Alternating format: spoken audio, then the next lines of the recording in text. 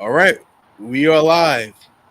Welcome to the Big Guilty Cigar Podcast. I would have guessed that needs no introduction. You know, the only difference now is that he has the mustache, so the mustache might need an introduction. But today's guest is you know my good friend Matt, aka Cigar Hound Dog. You know, I'm getting you on a loop, The really. audio is all it's messed up right now. Hold up, let me make sure it's not on my end. Oh, All right, how do I sound now? Still looped? I still hear the loop. Mm.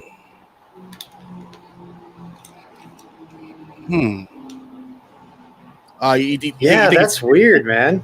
Yeah, I don't get. Let me try signing out, then sign back in, see if it's on my end. Cool. I Yeah, Sal, what's going on, brother? Good to see you, man. Good to see you. Amazing time we had in the city, man. That was a legendary night, man. That was a lot of fun. And I'm smoking one of the cigars you gave me. There we go. Get that damn light up out of there. Yeah. Yo, Block, what's going on, my brother, man? How you been, man? Listen, we ain't gonna talk about the Cowboys because we gonna talk about your Redskins, all right? All right, how's that? So far, so good. So good. There we go. You're like trying to do this nice introduction. I'm like, what the fuck? Yeah, what's happening? what's going on here? What the fuck is going on? How dare you talk about me like that? You're saying all these nice things.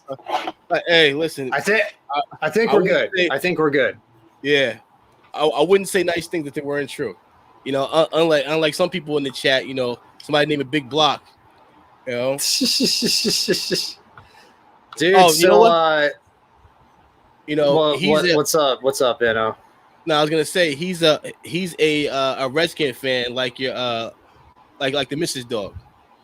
Yeah, dude. She loves the what is it called? Whatever they call themselves now. No. What's Major Tutty? Major Tutty. Oh my god. It's the worst. I mean, it's so bad it's good as far as like mascots go. Major Tutty, and he's a giant fat pig. It's pretty cool. What up, Sal? Good man. Sal's in the building. Hell yeah. Big Block. So what'd you light up into the Goldie? Yeah, the Goldie. Nice, man. Nice. I'm about to do the Charisma. Nice. See, I don't have any here. I smoked the first one that I had the night that we did that live stream when you and Sanj hopped on. Yep. That was the first and only one that I've had so far. This will be my second one, and the first one was amazing. I freaking it was so naturally sweet. One of the most naturally sweet cigars I've ever smoked or can remember smoking in recent memory. Blew me away. Like that right there. If I was to do a rating, honestly, that would be my cigar of the year. But it would kind of seem kind of like since I'm so close, it's kind of like, oh, you're showing favoritism. But I love I love that cigar probably more than my regular Cameroon. Oh, what size? What size do you like in this one? Lonsdale. The Lonsdale. Okay. What are the dims on that? Like 6.5 by 42 or 44? Well, 46. 46. Okay. Yeah. Nice, man. Danny, what up, man? What up, dude? The cigar postures in the building. Matt, what's going on, brother? I heard you like to go by Matt in the evening sometimes. Yeah. Why is that, Matt? Yeah. Listen, I know. Matt in the evening might be a whole different personality. You never know. Okay, yeah, it could be Dr. Jekyll, Mr. Hyde. We don't. Exactly. You know, Exactly. he has to let us. He has to let us know. Let us glean a little bit. Exactly. Yeah, I know. I know. Greg at Tip Top loves the charisma. He's talking about that one a lot. Man, like you can't beat it to me. The only issue I see with that is going to be keeping it in stock. That's the issue I see with it. I think we Availability. have a hard time keeping that one in stock.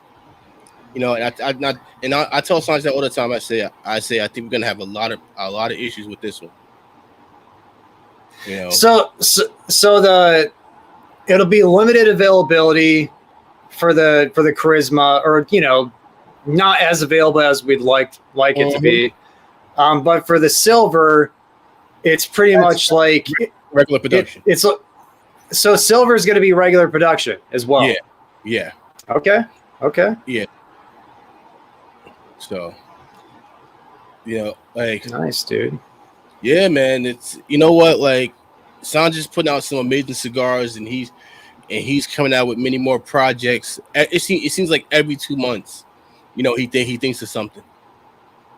Every 2 months he's thinking of something, coming out with something, and it's insane. Well, hey, Block. First of all, you're not allowed to place orders. If you place an order, I'm gonna hold your order until you drive your ass up from Maryland. You have to get your orders personally. Why does he have to drive? Why don't you ship to him? Because when Block comes up, Block likes to bring a thing called bombs, and those bombs are like little whiskey containers. Okay. So Block is one guy that I met. You know how you meet certain people, and you really just gravitate to them. Yeah.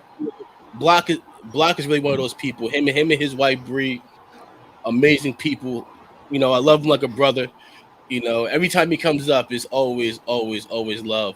And we have a guest in the back chat, so I'm gonna try to get through these quick. Also, it's a good chance I said something wrong about the production. So okay, yeah. So it's a good thing. Fuck you, Peter. Fuck you, Peter. So do you feel bad for Sal? Sanj. Yeah. What's up, man? How are you? Yes, doing good, brother. Of course. Can you hear us? We hear you. Good. We can hear you, man. We can hear you. I just got a question for when he said Block is like brother. Is he brother like because he's black, or his brother like his brother? Like, I need to know. Both. How about we say you both? Black guys confuse me with all these languages. Oh, here we go. That's all right. Block's my brother too. What are you doing, guys? How's everything? It's good. Just lit up a charisma, man. Just so far, so good. Oh, very good. So that's your first one? Second one. The first one I had was on the live stream we did a couple weeks ago, and it was amazing then too. Yes. Yeah. Yes. Very good. I'm glad you're enjoying it. Real good, man. So where are you headed, Sanj? I'm going home. I'm not feeling too well, so Angel's driving me home. Okay, man. What up, Ange? What up, bro? Yo, what's going on? Hey, dude? Get the camera off his face. Get the camera off his face, man. He ain't got to worry about he ain't got nothing to worry about, no child support or anything, motherfucker. He ain't got to hide no face. Take your mask off, because I know what you look like underneath, Mr. T. Yeah. Oh shit! How was your guys' holiday weekend? 3-day weekend. Well, I work my ass off because you're busy. My deck is being remodeled. We did a stone deck, and my second floor deck is all stone deck now. And my swimming pool is ripped out completely. We're remodeling the entire swimming pool. So okay. lot of work going on, and my daughter was over from college, so my wife dropped her off yesterday, and my middle daughter and my younger son, their school starts tomorrow. Nice, man. So weekends normally, if I don't have anything to do, is either home or temple. So every Sunday we go to temple. Nice. I Stay busy. Guys like innocent. Yeah, man. Oh, that's good, man. He has to repent. Well, So he has to repent from all the beat downs that he gives me throughout the week. yeah, it's all right, Mm-hmm. Yeah. Oh yeah. Hugo's in Peru right now. Yeah, man, fuck you, boy. I hope you don't come back. Because why waste money? January 2025, motherfuckers got to go back. Oh shit. So just to correct everything, son. So the charisma is going to be a limited production, and the silver is a regular production, correct? No, both into limited production. Everything that all the core line that we have, and anything under SP flag is going to be maximum 250,000 cigars per year per size. So it's limited production, but it's not a limited edition cigar. Only the Antra you would never see again. Okay. In that size. Okay. Yeah. So it'll be a continual thing with the the charisma and the SP the silver, except it'll just be limited each year. Right. Yes. Limited quantity of 250,000 cigars. So SP red, there'll be 750,000 cigars. SP black is million cigar. Charisma is million cigar, and silver 750,000 cigars. So 3.5 million cigars total in all four lines. That's awesome. Yeah. That is beautiful, man. Antra. So now we decided to come out after Charlie. Charlie inspired me to do something. So now the Antra, we're making 3 sizes in a regular production. Regular production for the Antra, man. That's cool. Yeah. But that's Holy sh! What sizes? So right now we're deciding. So we have like 5 sizes, but I'm going to eliminate 2 because it's so close that most people, I always tell people that 99.9% of the manufacturers make cigars to feed the eyes, right? The sizes. We're the only company make cigars. What suits our blend the best for that size? So if you notice For the something, palate. and to the palate. And listen, the ratio between binder, filler, and wrapper, it does not go same with all the blends, all the sizes, right? So for me, it doesn't matter. So that's why a lot of people say, why don't you make SP black and Lancers? You won't be able to smoke. It would be just straight out pepper bomb, and which I don't like. I'm not into peppery cigars. Cigars should have a lot of complexity. Most of my stuff is. I mean, look, the charisma, right? When I came out 2 years ago, I told people it's straight out sugarcane. The silver is a malted milkshake, and people like, how the fuck do you pick up pallets? And I'm like, that's what I do. So, I know what I'm talking about, Yeah. And then that's the thing, but not necessarily like Hugo always complains. He goes, Papi, I don't pick up any, raspberries. And I'm like, listen, everybody's palate is not same. Majority of the people taste that. And I said, by the way, we didn't have a, cedar or tape on it, so you couldn't taste it properly. That's how he smokes the fucking cigars. Yeah. Sucker. So the Antra that's regular production or limited release, will that be the same blend as the Lancero? No. So blend, yes, it's going to be 95% the same. So average smoker would not know the difference. So, but connoisseurs and people understand the taste and palate will pick that up like night and day, right? So like guys like you will pick it up, people who know, what they getting the notes out of it, nuance, they'll pick it up. But average person won't even know. So yeah, there's only one tobacco that's in the regular production is in Antra that we're not using because that tobacco is almost like 16 years old and we don't have it. Yeah, yeah, makes sense. Yeah, so but it's so close to it, you're not even going to know. If I didn't tell you, if I would have said, yeah, it's the same tobacco, nobody would know any difference.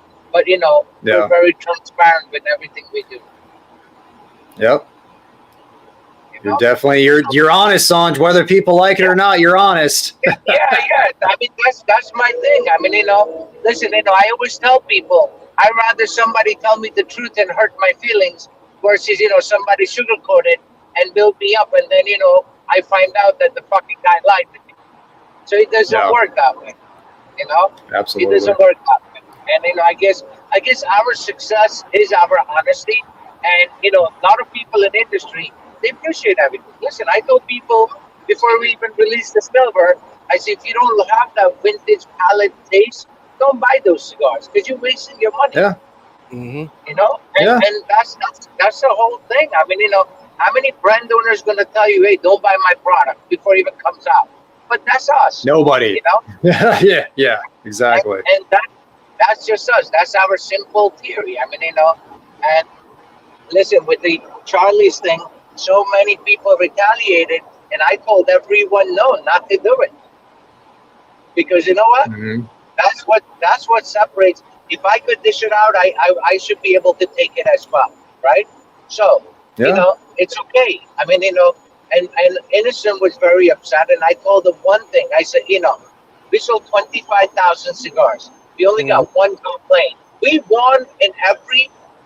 And any way you slice it, any way you look at it, we won, hands down, hands there. Yeah, by ratio, Yeah, other than him, not a single person has said anything negative about it. Actually, after that came out, somebody, I forgot who it was, actually wrote a post and said, if you don't revisit this and reevaluate this, you're going to lose all your credibility. He says, whatever your personal issues are with personal different companies, this is not, fair. And guess what? They already felt the heat, and it's okay. I mean, if that's your game, and if that's how you want to roll, then it's okay. It's nothing wrong with that.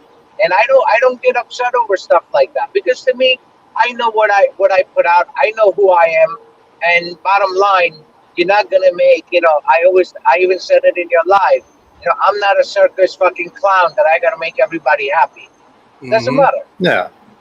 Well, and it really comes down to the experience reflected in that review is not the experience reflected by the vast majority of people. Like that's what it comes down to. And on top of that, it stoked people to step up for you even when you weren't asking for it. That just shows the love and adoration that you have from your people, from everybody who smoked your cigars. Yeah, and that's what even on your live, I said I never knew how many people stood up for me, and and people who were being very negative towards Hatfield, I told them all. I said, guys, please don't do that because that reflects on me, and I don't. It doesn't matter to me, and listen, if you into cigars and you know what cigars are, just the name behind it, who it is. You didn't insult me. You insulted the fucking legend of industry, where everybody bows down to that guy, and you're yesterday's punk. Want to talk garbage? Come on, man. But it's okay. It's okay. I have no issues with it. I have no problem with it. I actually, like everybody else, Matt, when you write a review, good, bad, or the ugly, what do I say? Very simple. I'm a simple guy. I said, thank you very much. Thank you for the honor. And I said the same thing to him. No difference than anybody else. So it is what it is. But that's not worse stuff. If that was 74 points in his opinion, then every other cigar, 90% of the cigars should be fucking 39, 40 points compared to what we have. And that just tells you who they are. And it just shows you your true colors, Now they know you're going to lose. Now, lucky for them, I'm not raising any issues here. If I start talking, right? and say, what the hell are you talking about, this and that, guess what? They will get tremendous damage. But it's okay. I mean, they did what they did, and I have no issue with that. Yeah, man. And it's you've benefited from it. If anything, you benefited from it. Absolutely. Yeah. Absolutely. You got people to come swing for you, even though you weren't asking for it, and you got more people to try it and buy more boxes because they realize what a special cigar it is. Yeah, absolutely. What? Yeah, man. This charisma is freaking bomb. This is another one of your cigars that's real. This is like smoking sugar cane. Yeah, listen. It's in the first third. When you talk that lingo, bomb, I don't get any. This morning, Kaylin posted the charisma and put Riz, and I had to call Eno, and I'm like, what does that mean? I don't understand that, and Eno's like, no, that means it's good, and I'm like, okay. This is very, very good. This is very, very good, Sanj. There we go. I'm a simple guy. When you say bomb, so it explode on you? It's a fucking trick cigar, one of those like explosion cigars? Far from. Mm-hmm. Yeah, but yeah, you got a lot going on, Sanj. You got, more releases in October. You have other releases like coming next year. Like, do you ever find yourself like feeling like kind of like, spread too thin, or do you just continue to just dive in and handle things appropriately and like don't let yourself like dive in too deep? Like, how are you able to manage that? Yeah, so here's the thing, right? So anyone who knows me knows that I have, I don't have a gray area in my life, right? So either I do something for you and I give you everything, or I give you nothing. So for me, when we took out our cigars out of market in late 2008, early 2009, when we took our cigars off, I said, I'm not going to do it. But that is just me. If I get into something, I give my 100%, and I want to come out with something better. Because to me, all my blends is never a challenge for anyone else or to compete with anyone else. I want to compete with myself. Now, yourself. Eno knows that, when I'm in that mode, you think I have a bipolar disorder. Because to me, I'm just, zoned out. And, that's just my nature. That's my personality. Also, I have addictive personality. So just funny, yesterday's blog, we were talking about, I said the reason I don't drink, because if I like it, there is no stopping me. Right? Yeah. Listen, I'm 57. I'll be 57 in a month and a half, right? And I don't ever recall taking a Tylenol, aspirin, anything. Just in that fear that if I like it, I don't want to get addicted. Right? So certain things, because of that fear and because I know myself, I won't do it. Yeah. So for me, to blind something, create, and listen, I'm gonna, as soon as we're done with this, I'm gonna send you, Matt, the SP1014 India. The band, it's fire. It's fire. Nice, man.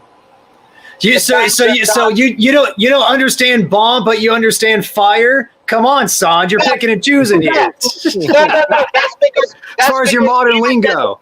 No, that's because Innocent uses that, word fire with me. You're familiar with it, yeah. I say, what is that? What do you think about that? And Eno's word, I'm going to quote it. Yeah, Sanj is for fire. So, stuttering prick. And it was like, fuck this guy. Oh, shit. But no, certain words I understand. So, like, because they use it around me. Yes. Oh, for like sure. This Caleb this morning, he put the charisma, and he said, Briz, I actually took a screenshot, and I sent it to Eno. And I said, what the fuck does this mean? And he goes, oh, nothing. It means good. I said, all right. Oh, man. Yeah, this charisma just keeps getting better. Just sweeter and sweeter. So good, man. That's 2 years ago when we this. I think I sent you that 2 years ago, and I said it's straight out sugar cane.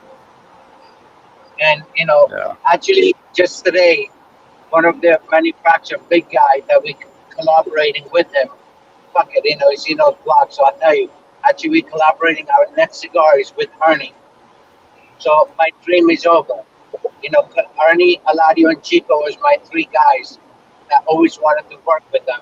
So Ernie and I, we already working on a cigar, but we're gonna see what we're gonna come out with.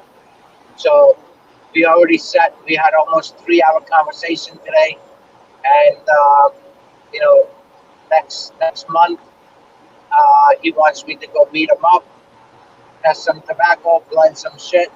So I'm going to be spending some time with Ernie. Awesome, Sanj. That's really cool, man. Yeah. Ernie's a big fan of my SP Ren Lancero. Every time I go anywhere, I send, even went to see him, I send him the Lancero and his eyes lit up. Mm-hmm. Nice. That's a compliment right there. That's a hell of a compliment. Yeah. Mm-hmm. Yeah, he calls me up. He goes, why don't you send me some fucking cigars? And I'm like, anything, just call me. I'm not a fucking god. So even we went to Big Smoke. He came to my booth looking for me. He's like, I hope you have my Lancero. I said, Ernie, I got 6 bundles for 6 boxes for you. He said, give me all. And he smoked, he walked around, smoked in SPs. Yeah. That's awesome. Yeah, so that is awesome. The India, we actually gonna collaborate that because that's I'm gonna dedicate to my great grandfather. So that India, that's gonna be collaborated between Chico and Eladio.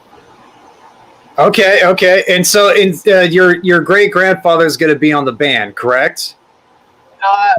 We are going to put second band, but that's not 100% yet. But the band that we designed, very traditional Indian design, but our face has an Indian flag colors to it, orange, white, and green.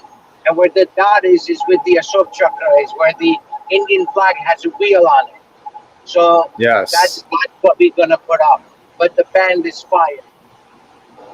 Nice, man. Can't wait to see it. Yeah, all 5 packs. And that's going to be early next year. Early next year, Sanj. Yeah. But you already smoked that cigar, Matt. I smoked it. I smoked it when it first came in. I still have one left because you sent me 2, and it could have been my palate that night or something. But it felt muted. It felt muted at the time. Yeah, well, that's because it was a real wet pack. It came from factory day before, and I just sent it to you. Yeah. So I still have one left. I'm gonna send, like you said, the construction on it's freaking insane. Yeah. It looks like a prop cigar, Yeah. And since then, a few things we changed in the blend, so it's more like an exotic spices type of stuff, Okay. All right. Very different.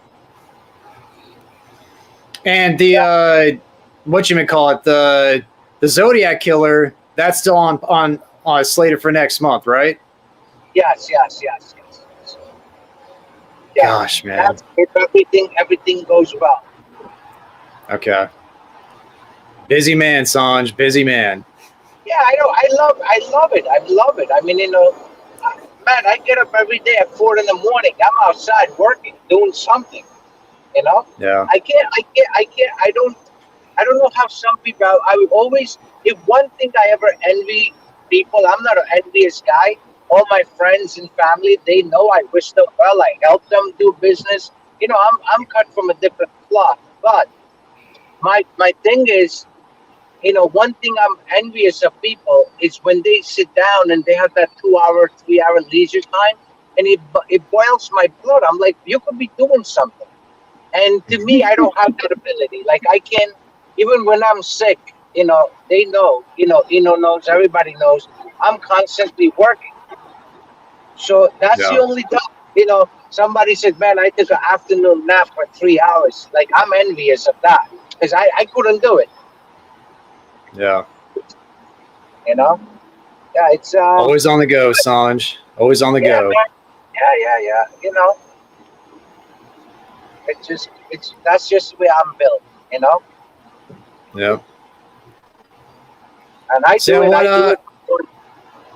what as far as like the charisma and the silver that you just recently had come out, or fairly recently, the silver more recently, what sizes do you see going the most out of those two new blends? So everything, you know, I wish I had an answer for you, but if you do my inventory in charisma will shock me. I mean, look, even SP Black Red, we did the same thing. When we launched the SP Red in January 7th of 2022, we had 80,000 cigars. January 13th, I didn't have a single cigar. Yeah. We sold, you know, in shop. You know, we didn't have online, nothing, you know. And then same thing happened with Black. We had almost, 80,000 cigars was gone within like first week and a half. Yeah. Bring the phone close to your mouth, Sanj. Oh, why, you want to kiss me, faggot? I don't go that way.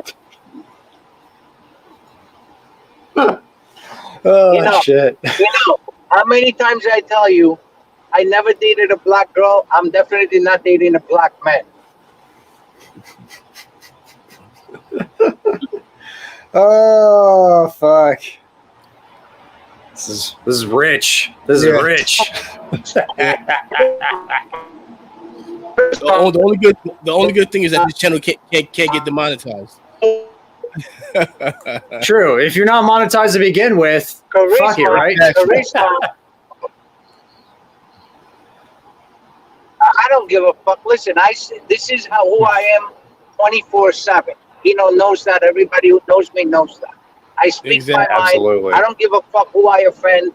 If you get offended, don't fucking do something that you have to be offended about. Mm-hmm. It's that simple. Exactly. If you call a thief a thief, don't steal. No one's gonna call you a thief. So that's just that's just me. But what do you call? So I don't have an answer because the silver and charisma both came. Silver was supposed to come first. Charisma was supposed to come a month later, but they both came at the same time. And as soon as the charisma came, within like week and a half, everything was sold out. I don't have any charisma. Mm-hmm. Yeah. We don't have it for a while. And then silver, same thing. Silver, I probably have 20, 25 boxes each. Like I didn't take inventory, but 20, 25 boxes each. Yeah. Mm-hmm. Like Sanj, what that say about the charisma, about the success of the charisma? I said that's going to be one cigar that's going to be very, very hard to keep in stock.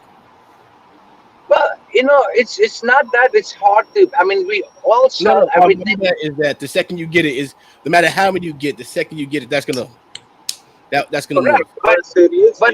But again, same thing happened with silver. I mean, red, and same thing happened with black. But now, red and black, we're situated. You see, we have cigars. We just got 40,000 cigars the other day, black, and red tomorrow we have 300,000 red coming. Yeah. Right. When you started, so Sanj, when you started with the red and black blends, did you start at a lower quantity as to where you're at now, and just kind of expanded as time went on? No. Our first order with the red was 300,000 cigars. Okay. No, because we knew what we were doing. We did, and also my game, Matt.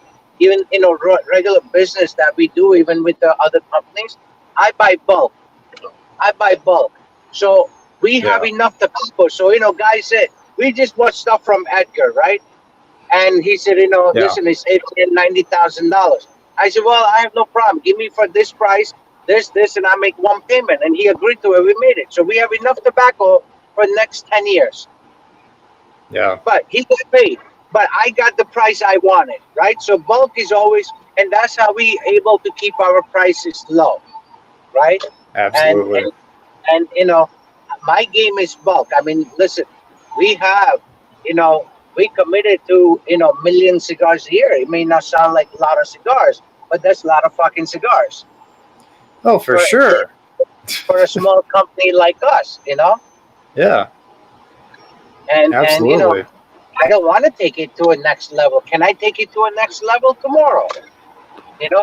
Put it everywhere and anywhere. You know, but we don't want. We're not into that. We want to maintain what we stand for: small boutique. Control, quality control, everything.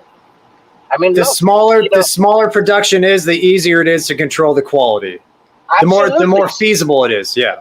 Yeah. And somebody just yesterday in our live, somebody asked me, so how do you control quality control? I said, we have standards. Our rollers, if you come to our factory where we make SP Red, who rolls, like 5 people roll our Robusto, no one else is allowed to roll our Robusto. So, and then once they make a wheel of 50, they have to sign their name on it. So, if the inspection goes and, you have more than 3 cigars per wheel of 50, don't qualify our quality control, you no longer rolling that cigar. We weigh, Matt, we weigh our cigars 5 times before we put it in a package. Every single cigar draw tested. And I mean, you see, every live we go in, we cut open cigars. I have nothing to hide. Weight for weight, our cigars is the heaviest for the size. So we paid a lot of attention to it. I'm a detail guy. Look, I own a lot of commercial rental properties. Take your key out. A lot of rental properties. And if you look at any of my apartments, people who don't know, they're like, why are you putting high-end kitchens, granite countertops? I said, my apartment, if my wife ever throws me out, I should have no problem living into any of my apartment. I want to give people same exact thing is what's good for me. I feed homeless people. Not what I want to give them, what they want to eat. I give them choices. Yep. So my way of life, my mentality, my lifestyle, my beliefs are very different than anybody else. I mean, look, the biggest proof in the pudding, 2008, 2009, we took SP Red and SP Black. Not consumer. I think we lost Sanj for a little bit.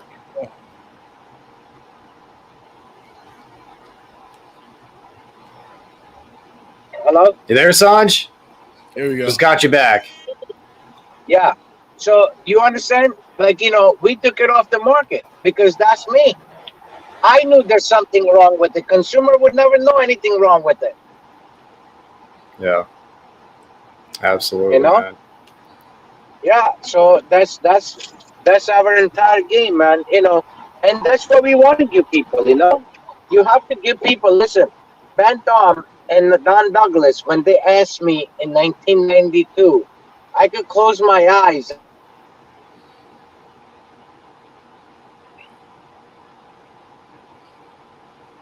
Yeah, so damn it. So he's getting a little bit of a bad connection. Yeah, let me go. He's on the move right now. All right, Angel, open the garage door. Right here. Yeah, I'm gonna go inside so I have a better connection. Because I live in the jungle. I live in the jungle. Disconnecting. Yeah. Okay, the jungle, all right. Yeah.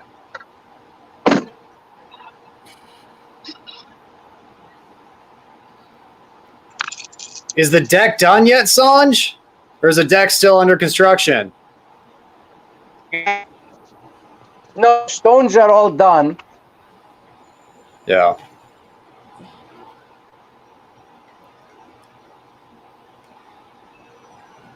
That's the jungle. That's the jungle connect. There we go. Yeah. So the deck it came out beautiful. The stonework and everything is absolutely stunning.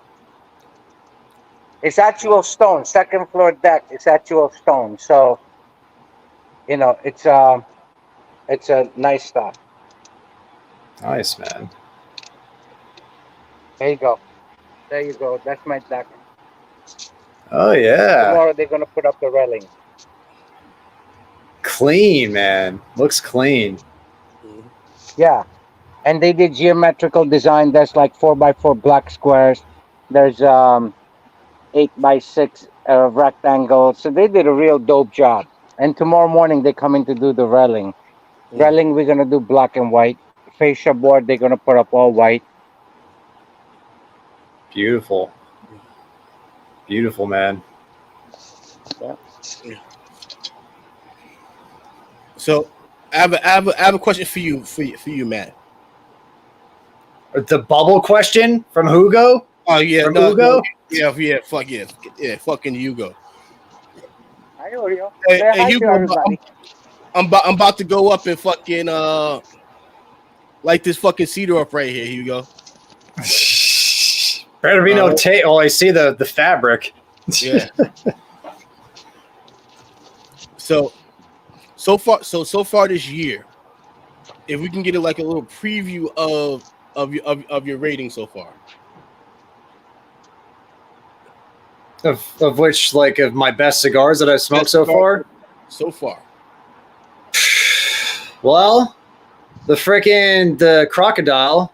I just recently had that one. I know you weren't a fan. I know you weren't a big fan. I fucking love that cigar, dude. How did you feel about the bits of Havana? I haven't smoked it. I know Sal, because you gave him one yesterday. Yeah. He said it was meh. What? He said it wasn't bad, but he said it was okay. It was serviceable. Uh-huh.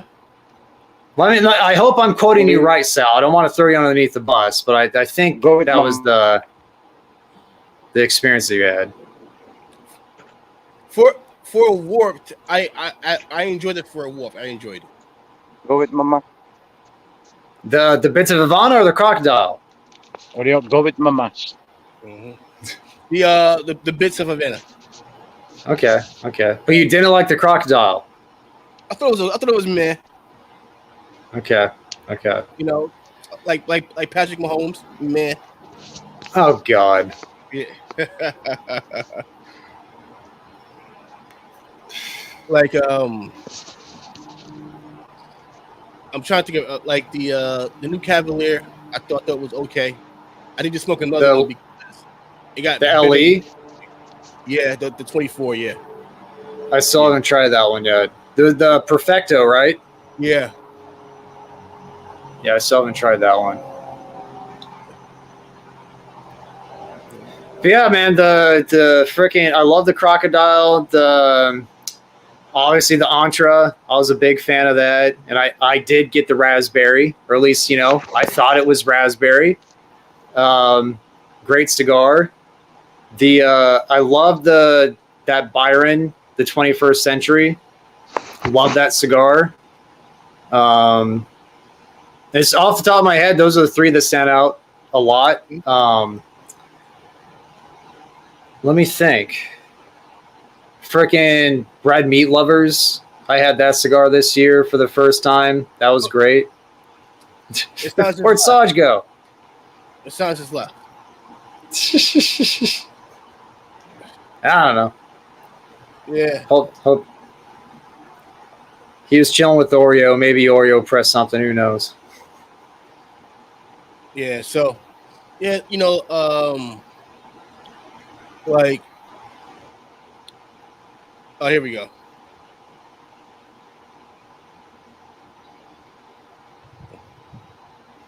There you go, Sanj. Mm-hmm.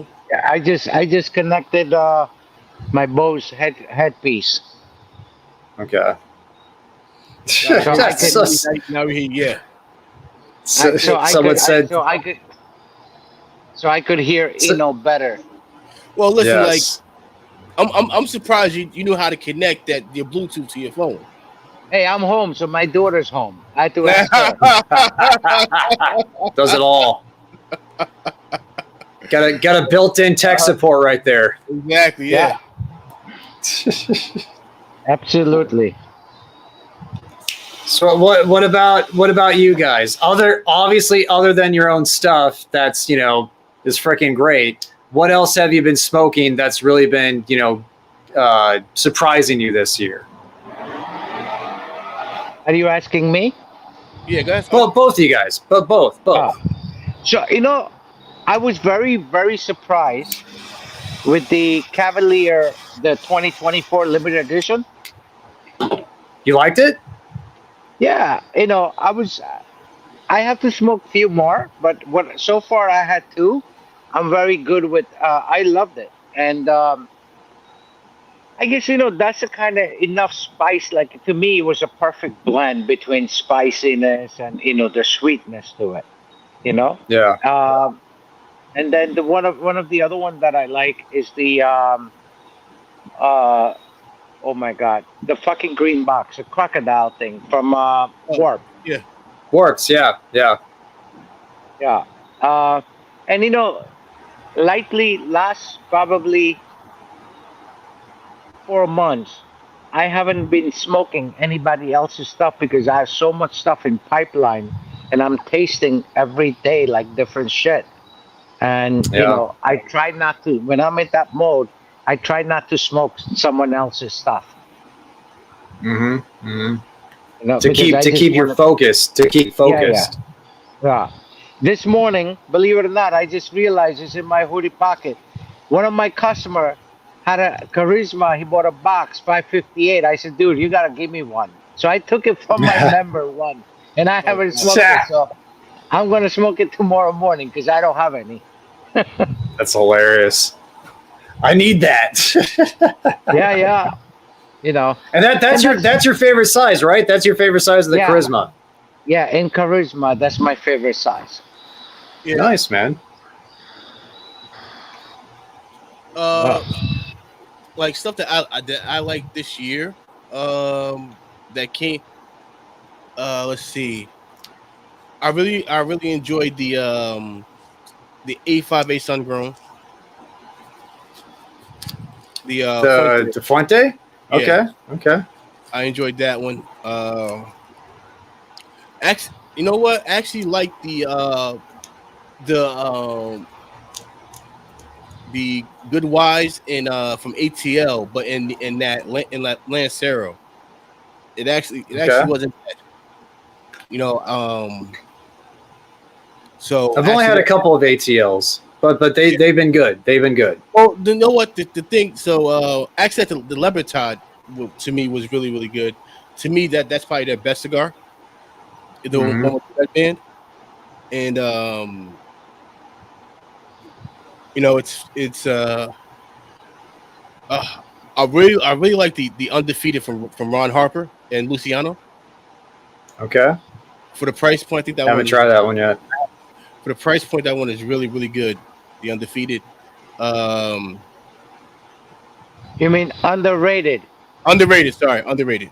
You fucking asshole. There you go. That cigar, so you guys know. See, black men always want to fight, undefeated. What the fuck, you boxing motherfucker? Cigars. So underrated, the way it came out, it was inspired by Section 8. I mean, the industry killer. Yes.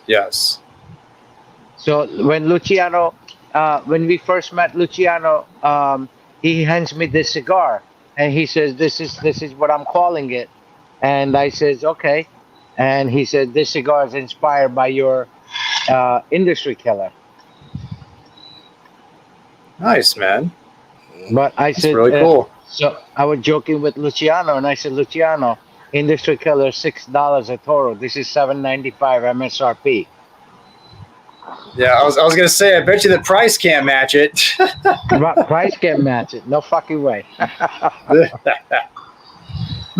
Oh shit, that's awesome. Yeah, that's even the India. We were talking to just yesterday. I was talking to Chico and Eladio, and Jesse did the translation for me, and we were saying that how we want the price range that we want to change. And even, Chico said, he said, look, how long you going to keep on doing this? I said, long as I'm live. And he says, anybody would have this kind of collaboration, and the tobacco that you're using in the India, we're using tobacco from 2006. wrapper is from 2006. Shit, And man. and not just for sake of saying it's 2006. Seen the bells, certified bells from government stamp from 2006. Jesus, that's before I And started smoking. I started in 2008. yeah, and I want to continue. I want to continue with under $12 price point. Yeah, yeah. You know, When is the red Maduro supposed to be coming out, Sanj? by January. Okay, so early next year. Early next year. Yeah, yeah. Cool, man. Matt, the hardest thing for me is Max companies, right? Yeah, It's the hardest thing to deal with these people. I just can't get it. And we pay them all up front. We pay them everything. And people like to do business with me because whatever the amount is, soon as we agree on the pricing, boom, money gets wire transfer. I do it right from my phone. I have a yeah, Pinnacle, so I'm allowed to transfer millions through my phone. Doesn't matter. yeah. So everyone gets paid, but once they get paid, I think they put you on a back burner. Say, okay, we got his money. What we care. Sadly, I can see that. I can see that being the Yeah. case. And that's exactly what I tell these people. Yeah. That You know? sucks, man. Well, the thing is also it's like with the red and the black, what have we seen?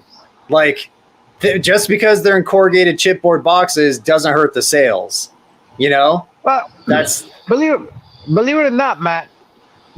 Even though like SP black boxes is more expensive than the wood box. than a regular wooden box. Yeah, usually the silver box. Yeah. It's Yeah, solid yeah. seeded. Yeah. It's solid cedar. It's not Luan. It's not what the hell? Yeah, Luan. It's not a Luan or a plywood box. It's actual cedar box. Yeah. Yeah. And that's a grade B cedar, so there's no nuts on it.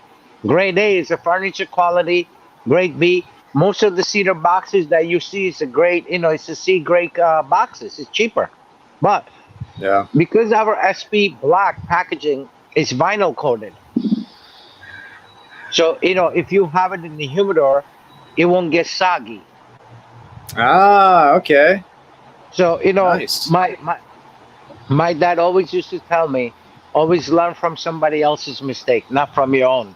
So that lesson was learned from Davidoff 4 package, because if you look at my packaging, if some cigars don't move faster than the other, their packaging actually gets soggy Okay. because Okay. of the humidity. And then I said, how Yeah. do we correct it? And there was an option that is vinyl coated. So if you print if you order like 30,000 box up front, right? 10,000 wooden boxes of each, you're looking at about $7 a box, Yeah. right? That Yeah. cardboard box, you're looking at about $9. Wow, it's more expensive. Shit. But it's a texture box. Our block is texture, so all the molds and dyes and everything you have to get. So The setup, it's actually, yeah. So it's not just like a cheap paper box, Yeah. Yeah. Yeah, it makes sense. I've been in the packaging industry for a long time, and like the kind of coating and the kind of the nice printed 3D effect of on the black and the red, it's not cheap. I wasn't sure of like the prices of a regular cedar box and like regular in quotes, but still, I thought that would have been more expensive, but that's not the case. right? So you're in the printing business, so you understand. Yeah, yeah. Been in the packaging industry for my entire adult life. Wow. But yeah, and it gets intricate. Like it's very intricate and expensive, especially if you buy from out of the States, Yeah, and our paper, it's not a cheap paper. It's a thick cardboard paper. Mm-hmm. And it looks dope. And it's also, it's distinct. You know, like especially like the 5-packs of the black, like that's distinct. They stand out. Yeah. And people know. People know. So here's how we get balance. Good boxes of charisma, because of the company went out, we're turning everything into 5-pack, right? Yeah. So 5-pack. So people say you're going to raise the prices. I said no, because you adjust it. So what happens is, again, no manufacturer is going to tell you what I'm about to tell you, because I really don't give a fuck. So when you have a wooden boxes, the freight is not expensive because it's very heavy versus cardboard. Also, when you ship wooden boxes ready made, it's a 17 cents difference per cigar in the taxes. Okay. So what you make up on what you lose on duties and shipping, you pay higher costs for the 5-packs. So end result, it comes out same thing. Okay. It's a wash at that point. Yeah. So that's the whole thing. But even me, I don't really care. We're making SP red in 5-packs. All new production is gonna come. It's gonna come in 5-pack, just like black. It's gonna have red line, red face, red outline, and red dot. Yeah. Will the red Maduro have any other like indicators on it for that brand, or it'll just be the darker wrapper to denote Maduro? No. So it'll be same. So this is what we decided to do. Simple. So we're gonna use the SP red top bend, and then bottom. I don't know whether we put it by the foot or right underneath. Just a small. What do you call band says Maduro on it. That's it. Okay. Secondary band. Nice. Keep the primary band the exact same. Just add the secondary Maduro band for sure. Right. Plus, the Maduro we have, you'll be able to tell, like side by side. You'll be able to tell, even though it's a natural which one's Maduro. Yeah. Right. It's a natural Maduro. We're not tainting it with anything. Nothing. Mm-hmm. So it's a way to do it. Yeah, the tainting part, we're against that. Yeah, especially when it's like a painted cigar and you start to feel like stickiness on your fingers when you're smoking it. Yeah. Like that's not a good experience. Yeah. So we're against it. Yeah.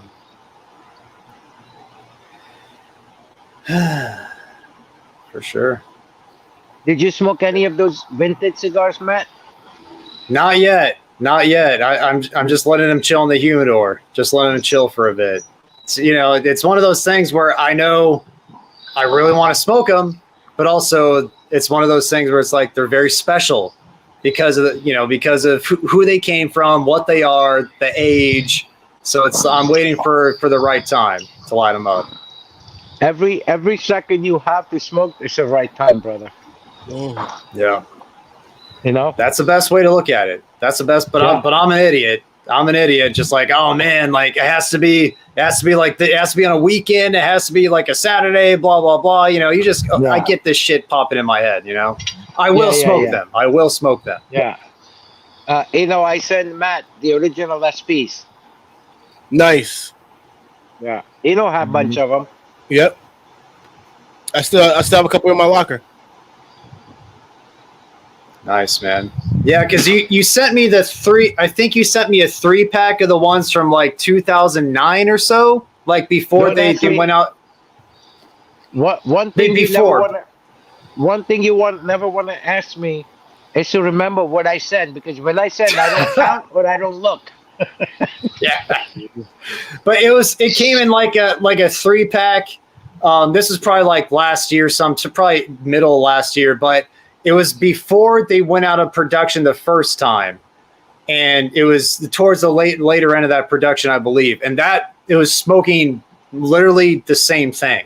The blend was so dead on. Yeah.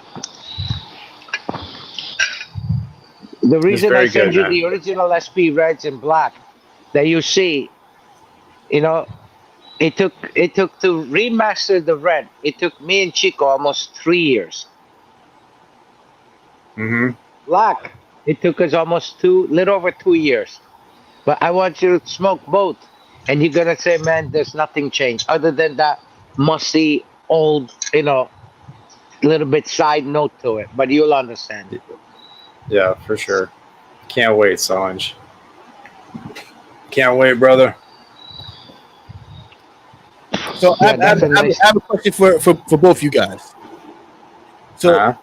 give me something around like the early 2010s, a brand that's not around now that you wish were around from around 2010 2015, because I know a lot of brands from then aren't Come around and gone. that are going. 2000, 2010, 2015. So I would say Maccabi, Dunhill, Santa Damiana, uh, uh, Peronis. Uh, oh my God, it was one of my favorite cigar. Pallades. Ladies. Huh. Yeah, Pallades had a very. It had that pastel yellow band and just says Pallades on it. Okay. Santa You know, Damiana. Go ahead. you know the one brand that I believe just like recently stopped production was M Bombay, and I really Yeah, like some of the stuff that Mel was doing. He yeah. was putting So out some unique stuff. yeah, so M Bombay, Mel is a friend of mine. So we Yeah. were the first one to ever carry his product. Problem Nice. with problem with that is, when he first came out, the Mora and all that. Mora was secondary. So I said, you overpricing yourself. So Mm, when you try to ride and say it's a Costa Rican tobacco, so I have to charge you. Every company that done it, look what happened to El Septimo. El Septimo, when it first came out, Little Robusto was $24, $25. Then you come out yeah. to, because people, you can't fool people no more, Yep. right? Yep. So what happened with them? They try to come out with the cheaper end cigar. Now it's like, Rolls Royce comes out with fucking, $500,000 drop top, and then just all people not buying it. Let's come out with $89,000 drop top. Doesn't work that way, Yeah. and Yeah. that's where they fell. That's where they fell. Yeah. They were not cheap. I remember I remember them not being that cheap for sure. Yeah, for at that price when Mel came out with that cigar, at that price, it was probably one of the most expensive non-known brand cigar in the market. Mm. Yeah. It was more expensive than Davidoff. It was more expensive than Padron. Yeah. And they were good cigars for sure, but like were they worth the price? Like compared to other cigars across the board? Yeah. You know? Mel, Mel and I used to always talk, and I used to tell Mel, I said, Mel, if this cigar was 9, 10, 11, and $12, you couldn't keep those things in the stock. They didn't want to do Exactly. it. And where do you price your cigars, Sanj? 9, 10, 11, that same range for your regular Well, lines, but that's the same price from 90s. We had the same Yeah. price from 90s. So we never Hasn't changed changed. any of that. Yeah. The industry killer in 1997, that cigar was $6. Today, $6. Mm-hmm. It's insane, Sanj. Insane. Yeah, Yep. you see, it's 9 o'clock at night. Yep. I'm having dinner now. You probably ate fucking bucket of fried chicken 6 o'clock. One day I'm gonna just come in there and throw chicken at you because I know you can't eat it, so I'm gonna just throw chicken at you. And if you come to my house, my wife will kill you first. Yeah. All right. Second, the Oreo will kill you. And you gotta enter my town first before the cops get to you. If you make it to my house, welcome. Oh shit. What's another one? What's another one? I miss a lot of the old Room 101 stuff too. Like before, he got bought out by STG. Like the old Namakubis, the old Darumas, like those are really interesting, really good cigars. I miss those. Yeah. Yeah, that's when cigars and they I think we still have. I think you know what I have. I'm gonna send it to you, Matt. So there is a cigar. Uh, it's made by actually Edgar Hoyer. Most people don't know about that cigar, right? The Osaka? No. We, when I tell you something most people don't know, that means it's close to shit. Yeah. Hold on, give me 1 second. Yeah, so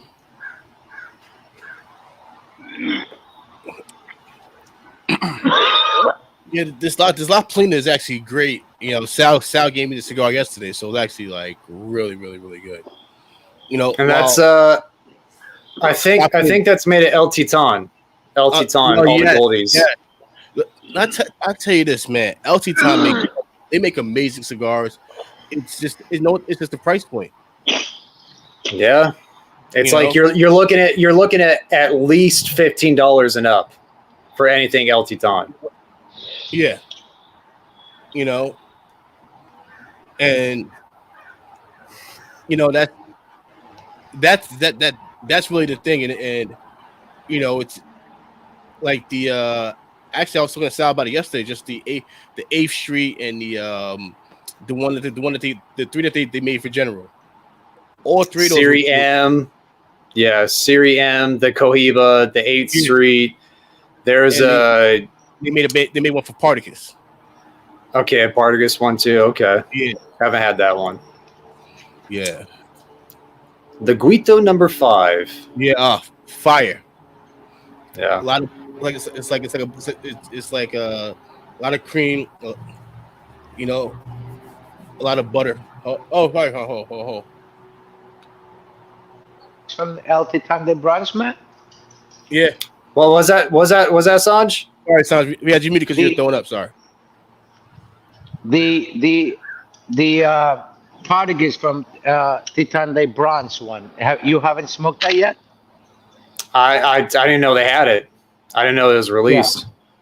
Yeah. So I have it. I'll send it out to you. A bunch of stuff tomorrow. I have the La Gloria that they made at Titan de Bronze. I have the Partagas and what's his name? They made a cigar there. Phenomenal stuff.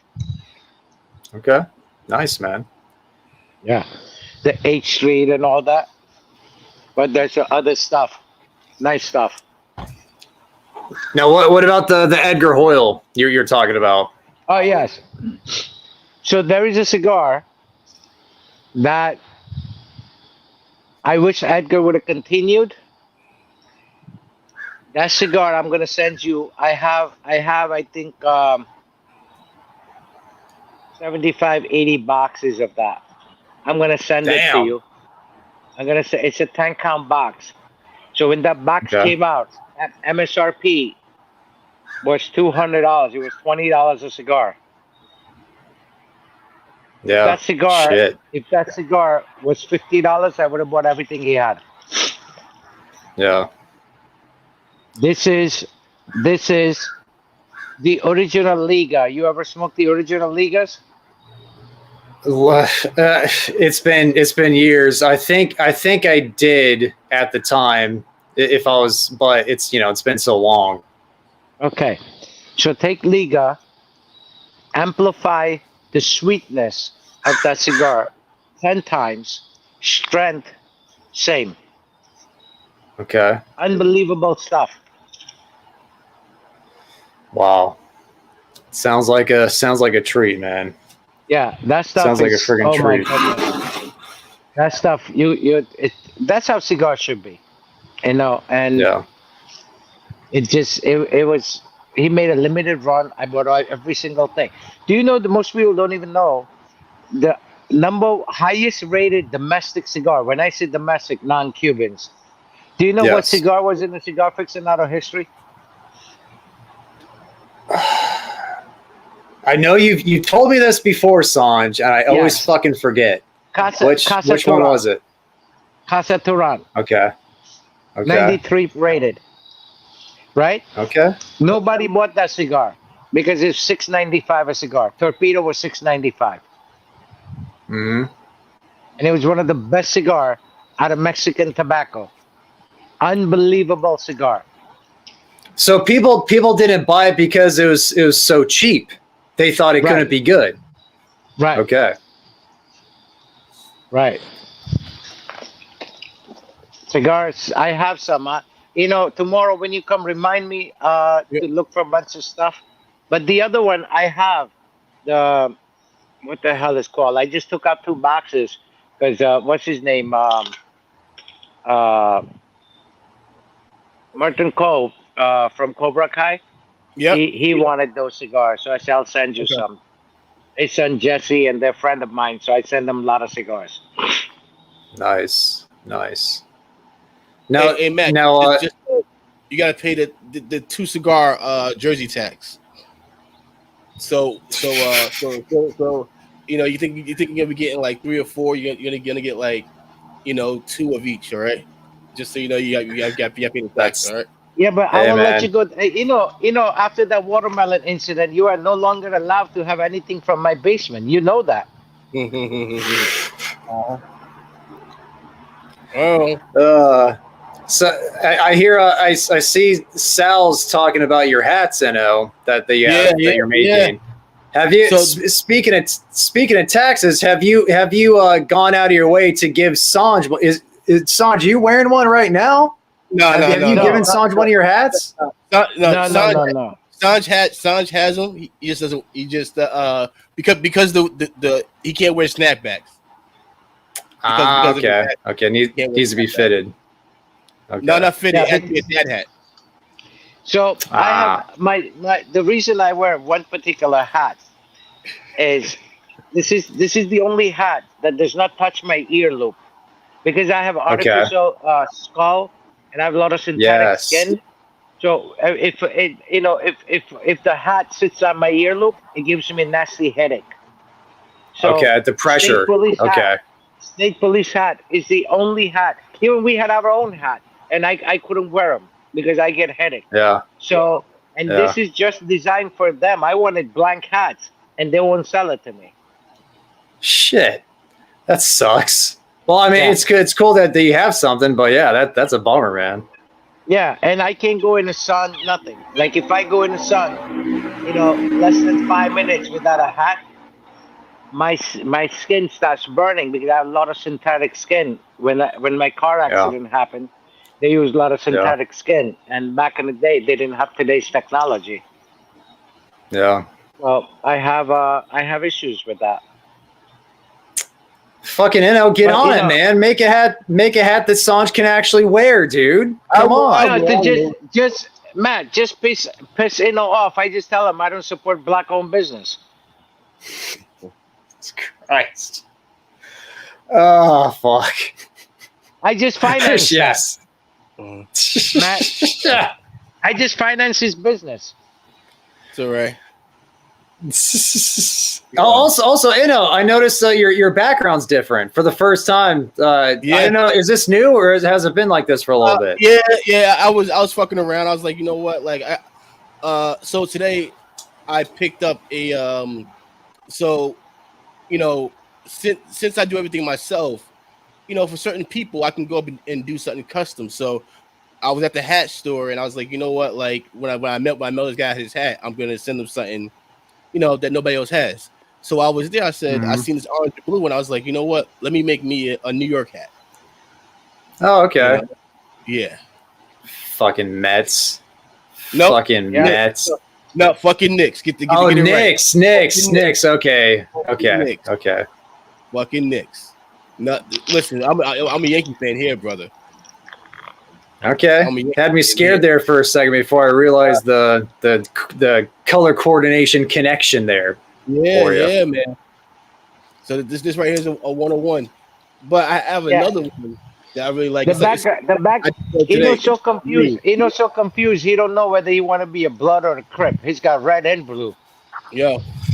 You know what? You know what? Like this how they colorblind.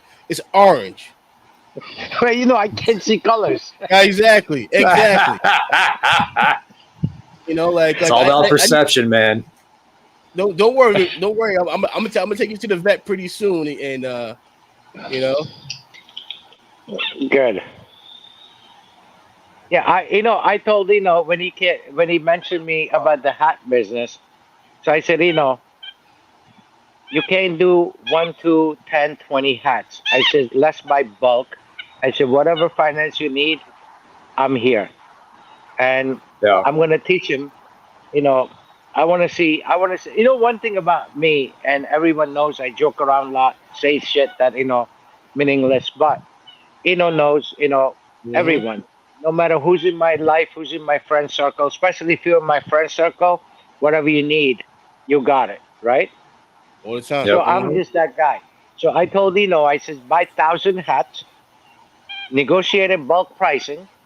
If the guy want to sell you 2 dozen hat for $5 a hat, for argument's sake, tell him you buy 1,000 hat, but he want it for $3. Okay. And come get the money, get the hats, do this, do that, and I'm always I want to see my friends do well. That's one of my always been. I've always been like that. A lot of cigar shop guys come to me. I give them product. They cherry pick stuff. I don't care. Take it. Yeah. I just don't understand. Why people are so greedy, envious of other people own businesses. I get so many times. I get one question asked: "You help all the cigar shop guys give them premium stuff at cost." And I'm like, listen, what's mine, what God has intended for me to have, no one could take it from me. Yeah. So why worry about all that? So yeah, absolutely. We're gonna take Eno's hat business to a different level. I like it, man. And yeah, it's a sick hat too. And you have other designs down the pike too, right, Eno? Coming out. Yeah. I want him to make hoodies with that. I want him to make shirts, and I told him, whatever finance you need, it's right there. Yeah. Nice. Man. What about that? Call him in. Yeah. So whatever he needs, but I want him to make shirts. I think shirts are dope, and I even screen printed. Yeah. And then later on, maybe make a couple of hoodies, like embroidery hoodie with that logo. So that'd be dope. But whatever he needs is there. He knows. Money is no object for him. Yeah, the next hat is gonna be Wario smoking a cigar. The only difference with that one is gonna be just to pay homage to my grandmother who's from Grenada. So every year during carnival time, they do something called they do something called jab, and during that time they wear these devil looking helmets where they got the horns coming out. So it's gonna be Wario wearing that helmet just to symbolize my grandmother from Grenada, my Grenadian side. So it's gonna be Kamala. Nice. Go Kamala. Hey Kamala. Oh shit! Listen. Next, this whole thing will get shut down because you talk about your cousin. All right, you keep talking about your cousin, you know what's gonna happen. Yeah, I know. Oh fuck!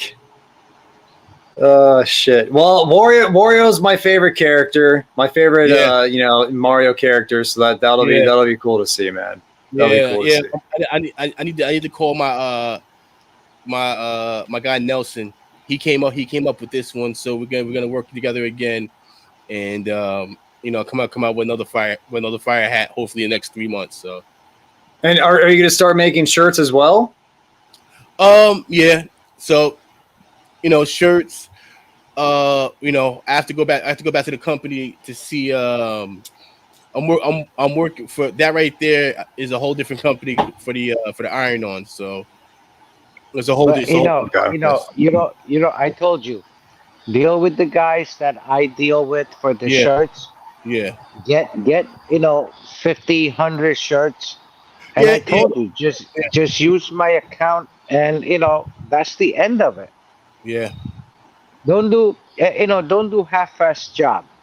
Do it Mhm. right. Do a full ass job. Yeah. Yeah, yeah. I mean, listen. You give something to somebody, they want to say, man, they give me a nice shirt. Uh huh. You sell them something, you want somebody to say, man, this is worth it. Mhm. You know? Yep. Albert asking, is that the Hakuna Matata guy on the hat? Yeah. It's Bowser. It's Bowser. King Koopa. Yep. The whole ass is much better. Oh my Oh god. shit. Albert's my guy, man. I met Albert down in Miami for the first time, man. It was amazing meeting him and his brother James. It was a really good time, man. But you know, What are you doing down in Miami? so we had one from one of the cigar groups, the Shadow Smokers Legion. They had a meetup down in Miami. So that while I was down there, that's why I was actually able to meet Ernie Carrillo and EP. yeah. So I met him. I met Eric Espinoza, Luis Cuevas, and it was a really good time, especially just having that one-on-one time with all those guys. So it was actually a really good time. Nice, man. Yeah. So hopefully next hopefully this year I can get to you go what big smoke are you going to, Matt? What events are you going to? Really the only one on the docket is probably PCA in New Orleans next year, 2025. You're not going to Big Smoke? It's for big smoke is like for the guy like hobbyists, it's like there's not like a lot of media there, Yeah. We go to Big Smoke because our outlook is a little different. Like I don't go to IPCPA, never did, PCA, never, none of those shows because there a lot of freeloaders come. Yeah. And we're not looking to open any more accounts, so we don't need to sell anything. The Big Smoke we do it is expensive for us, but we still do it because my belief is if you spend $450 for a ticket, couple $100 for a flight, couple $100 for a room, you spend $1,500 to $2,000 to come there. To me, that tells me that you're a cigar smoker, and I don't mind giving you. And we give out 5,000 cigars between 2 days, right? And last year we did it. It cost us our last penny. Our calculation, everything together, was $82,000. But within 3 months online, we got that back. Yeah, that makes sense. So for us, I don't mind, giving it to people, and everything we do, my thing is organic, hands on. I want people to know who I am when they smoke my product, Yeah. And it's not like you need the press or anything. You're just doing it for the love and passion of the hobby. I love when I give my cigars, especially the shirts. I told you what happened with the shirts, right? So we took 500 shirts, and everybody loved those industry killer shirts. And they're like, "Hey, how can we get it?" I say, "If you put it on, we give it to you for free." So they were changing, between the two banners, we kind of made it like a, made up dressing room, and they just changing, and people walking around. And the photographer for Cigar Aficionado comes to my booth, and I was outside, greeting Kat, Angel, and Maddie was behind the thing.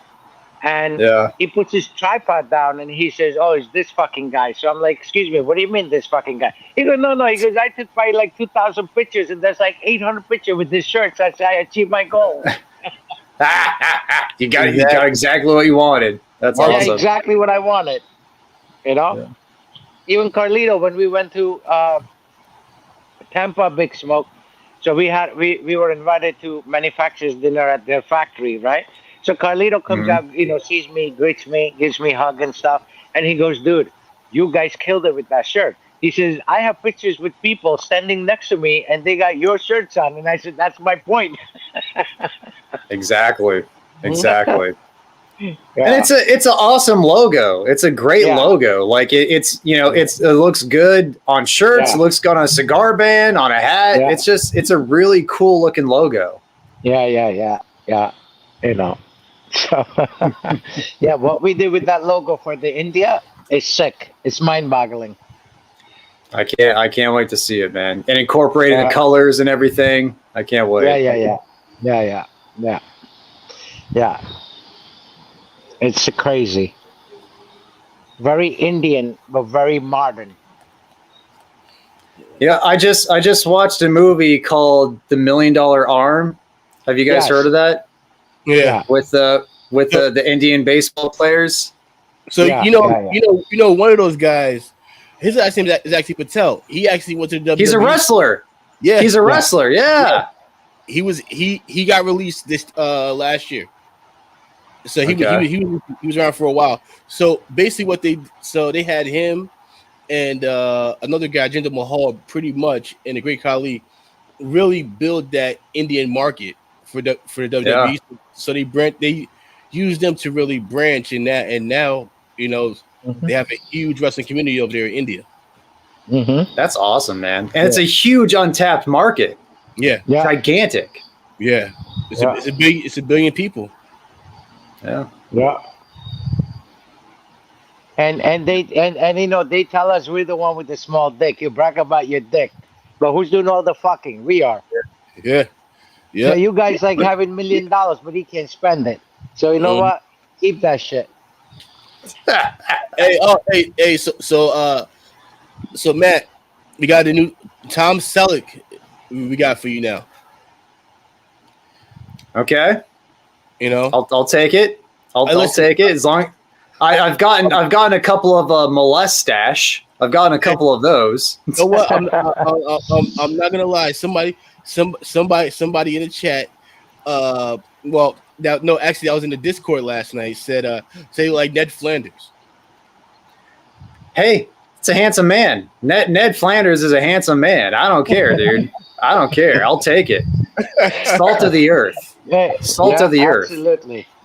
Listen, guys. I'm going to go. My daughter's first day of school tomorrow, so I'm going to spend some time with her.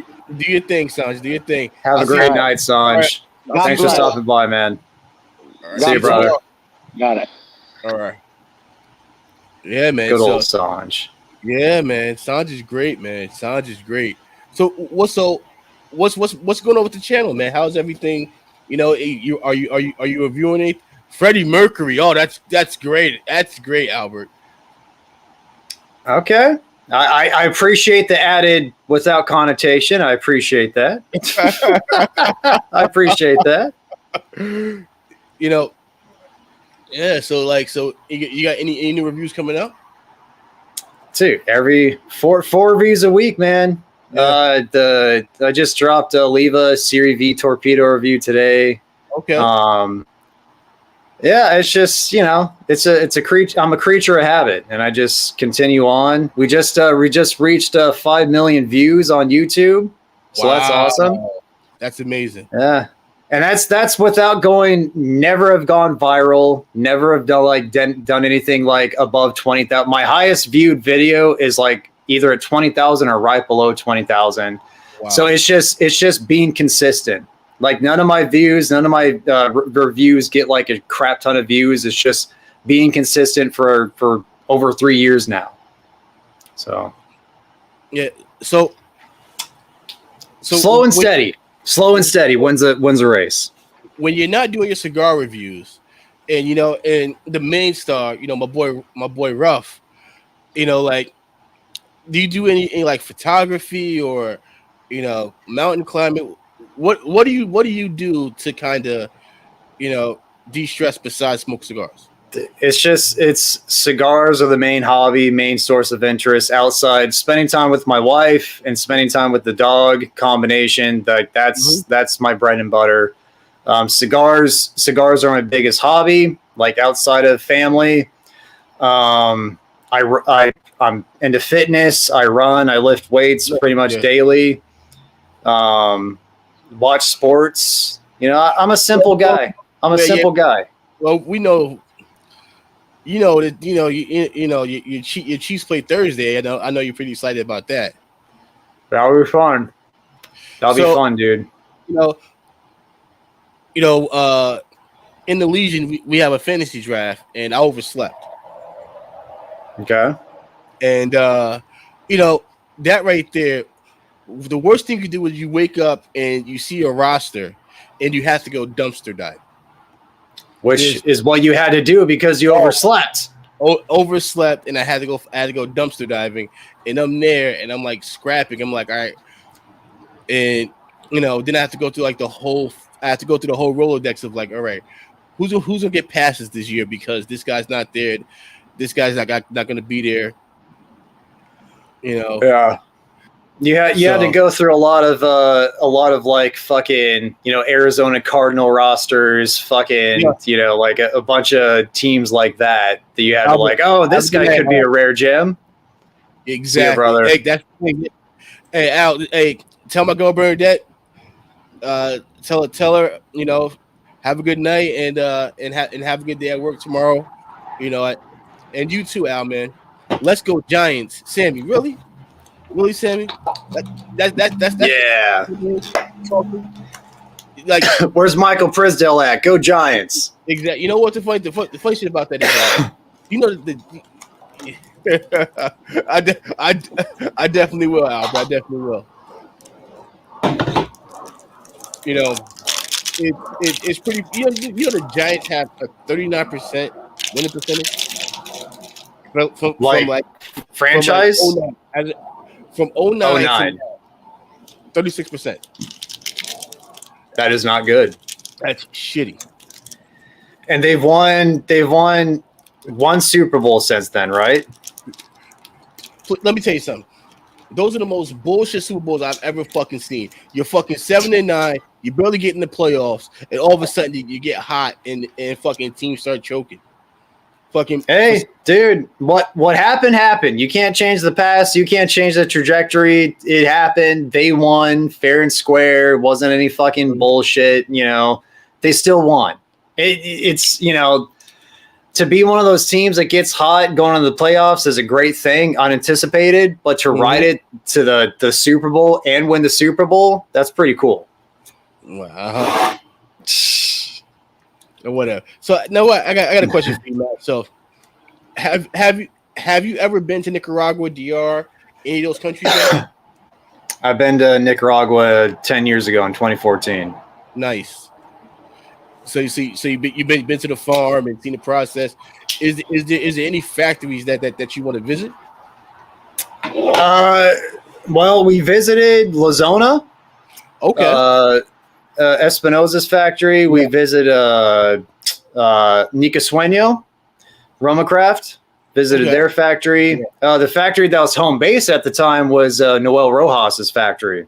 Wow. Which I believe he's changed factories since then, but that was, at the time that was his main factory, and that's where we spent most of our time.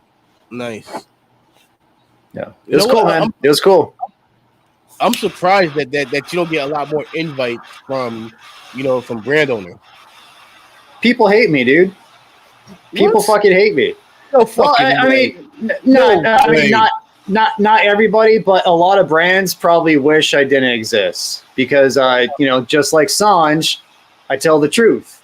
Mm-hmm. Like it doesn't matter like if I like the brand, if I like the brand owner, if I like the cigar, I like the cigar. If I don't like the cigar, I say it. No. I know for sure Alec Bradley, I'll likely never get an invite from Alec Bradley for anything. I'll tell you that much. Hey, you never know. They might just give you a box of a Magic Toast. Just what the doctor ordered. Fucking A.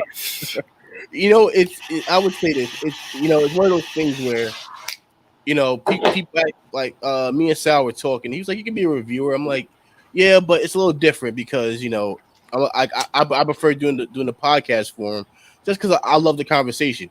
And if I'm reviewing somebody's cigars and I'm asking them to come on the podcast, and they're like, and then their cigars are dog shit. It's kind of hard to ask them, "Hey, you got a few minutes to talk about your shitty cigars?" Yeah, it's hard to keep your own interest peaked talking about a product that you're not passionate about or have any interest in or little interest in. Exactly, and I feel like every brand has at least two cigars that you'll like. At least two, hopefully.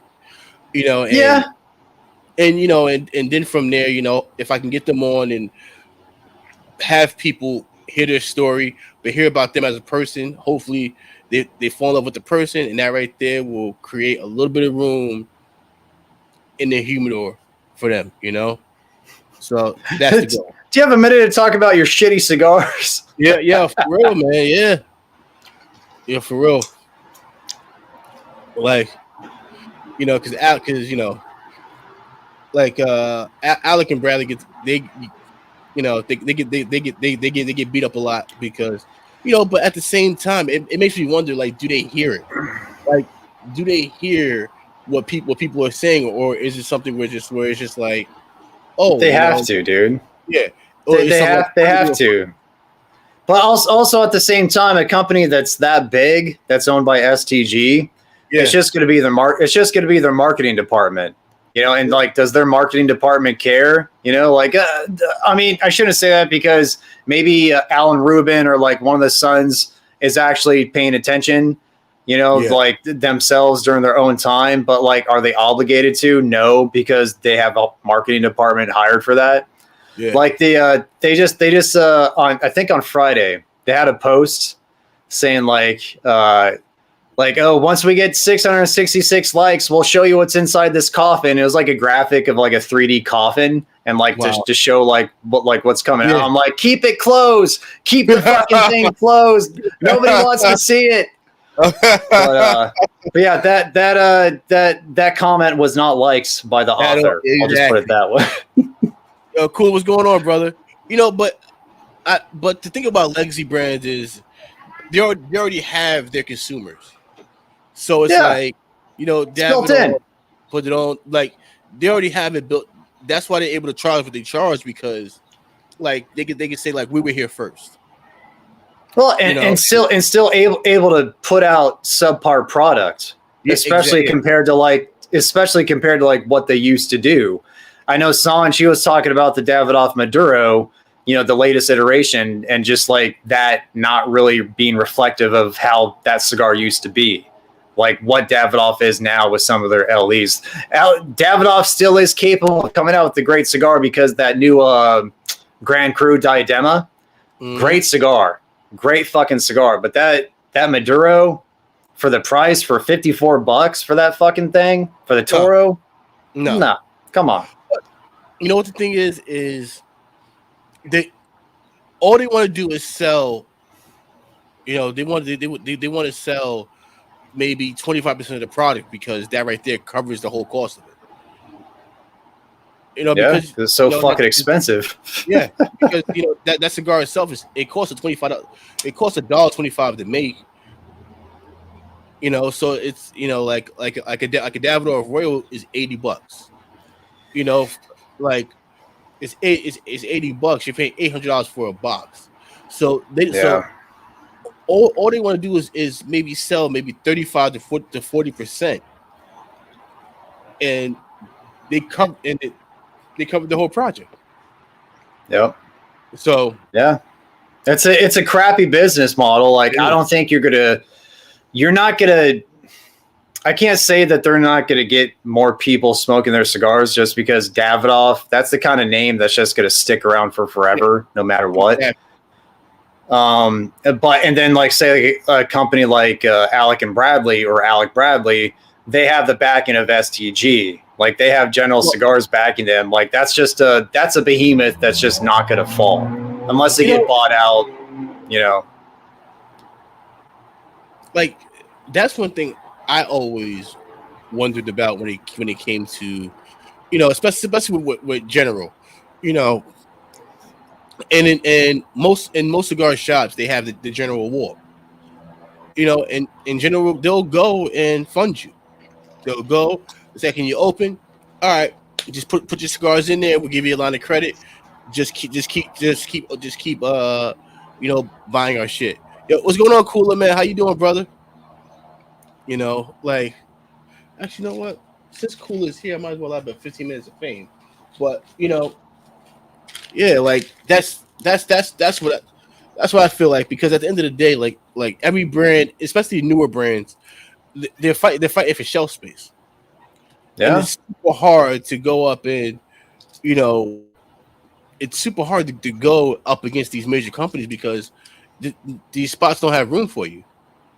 Yeah, and it's like they have so many fucking SKUs to begin with. Like General encompasses so many brands, and all those brands have sub SKUs, and it's just like you said, it could be an entire wall of General stuff because they encompass so freaking much. So many. And then when you come in with your brand, it's really hard to say, all right, well, my cigar is $10. Do you think that you have a space for it, maybe on your counter? Like, no, like this is designated to this brand right here. And then on top of that, you have to buy a certain amount to even get their good stuff. What's been a brand you've seen in the shop that's newer that you've seen succeeding? Like just organically, people are just like, this is really fucking good. Is it Cavalier? Or is there like any brand like that comes to mind, top of mind? Crown Head. Crown Heads. They've also Crown Heads has been around for a while, but still, like they're continuously growing. No, they've gotten the boom, and and the one thing too is their merch. Their merch, they do merch right. So they do it well. So they do it lately better than their cigars, in my opinion. Yeah. Have you had the Cornetta Maduro? Have you had the Cornettas? So the Cornetta Maduro was not good at all. The Habano was better, but still, it wasn't. It wasn't your typical Crown Head. Yeah. I was not a fan. And I'm pretty sure I've had the original release of the Mil Diaz Maduro, which I liked. It was a good cigar. But everything I'm hearing like lately, as far as like second batches that have shipped out afterwards, the first batch, people are saying they're not as good. Well, you know what? But that and that could also be just the demand. Yeah, and they're rushing product because of the demand. So they might not be ready for the boom that they established, as far as the Mel Diaz 2023, the La Picier, like last year they had a really good year, and they came out with a great year. They had a really good year. They came out with a lot of and I'm trying to think of a brand that's not a legacy brand that came out maybe within the last 5 years that has really came out with some good stuff. Warped is pretty hit and miss. Very hit or miss. What the thing is. So hit. What I'm not gonna say very hit.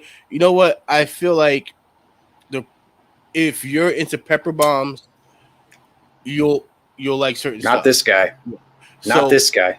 Like, but there's stuff that's not pepper bomby is very, very good. Cocodrillo. So the crocodile. Fucking love that cigar. Yeah. So like the Don Ronaldo that came out with this year that came out in the Toro. Which was pretty good. The Panda was pretty good, but the only issue I have with it is just the price point. Because everything their better stuff is $17 and up. Yeah. So their better stuff is super pricey. Which sucks to say, but yeah, you gotta belly up to the bar for the good stuff. That shouldn't be the case, but sometimes it definitely is the case. Yeah, and I'm trying to think of newer brands too that may stand out. Do you guys have you had patina? Ever had any patinas? I've had a few patinas, and the ones that I did have, I enjoyed. Yeah. The Oro de Nicaragua, their newest blind that they came out with this year, so freaking good, man. Oh, the green so band? Freaking good. No, it's like a kind of like a maroon, and there's two bands. Yeah, it's really really good. It's like maroon and gold. It's really good. The only issue I have with Hoya is that they're kind of tied. They're kind of in bed and kind of tied in with Drew Estate. So now when I think of Hoya, I think of Drew Estate. Yeah, is Hoya owned by Swisher, or is Hoya their own brand? I believe it's their own brand, but I think they use the same factory for certain stuff. Okay. Because Hoya makes some good shit. So because when you notice for the Freestyle Lives, Hoya's there now, also releasing stuff at the same time. Yeah. Freaking Drew Estate. They do have some good cigars. I think the quality control, especially with the Liga Privadas lately, is suspect. No, it's not. It's not the same cigar no more. It's not. It felt. And that's a thing. I think that's the perfect example of a company that when they exploded, now everything is just get it out there. Just get it out there. Yeah. I think Espinosa really blew up in the last Knuckle sandwich. Yeah, the knuckle sandwich. Guy Fieri, dude. And when I talk to Hector, I always tell Hector, you have a lot of respect for blenders, and I think you need to give yourself a little bit more credit and put yourself at that table now. He's a humble dude. Yeah, he's a humble dude. Super humble dude, and he can say, look at the awards that you've won in the last few years.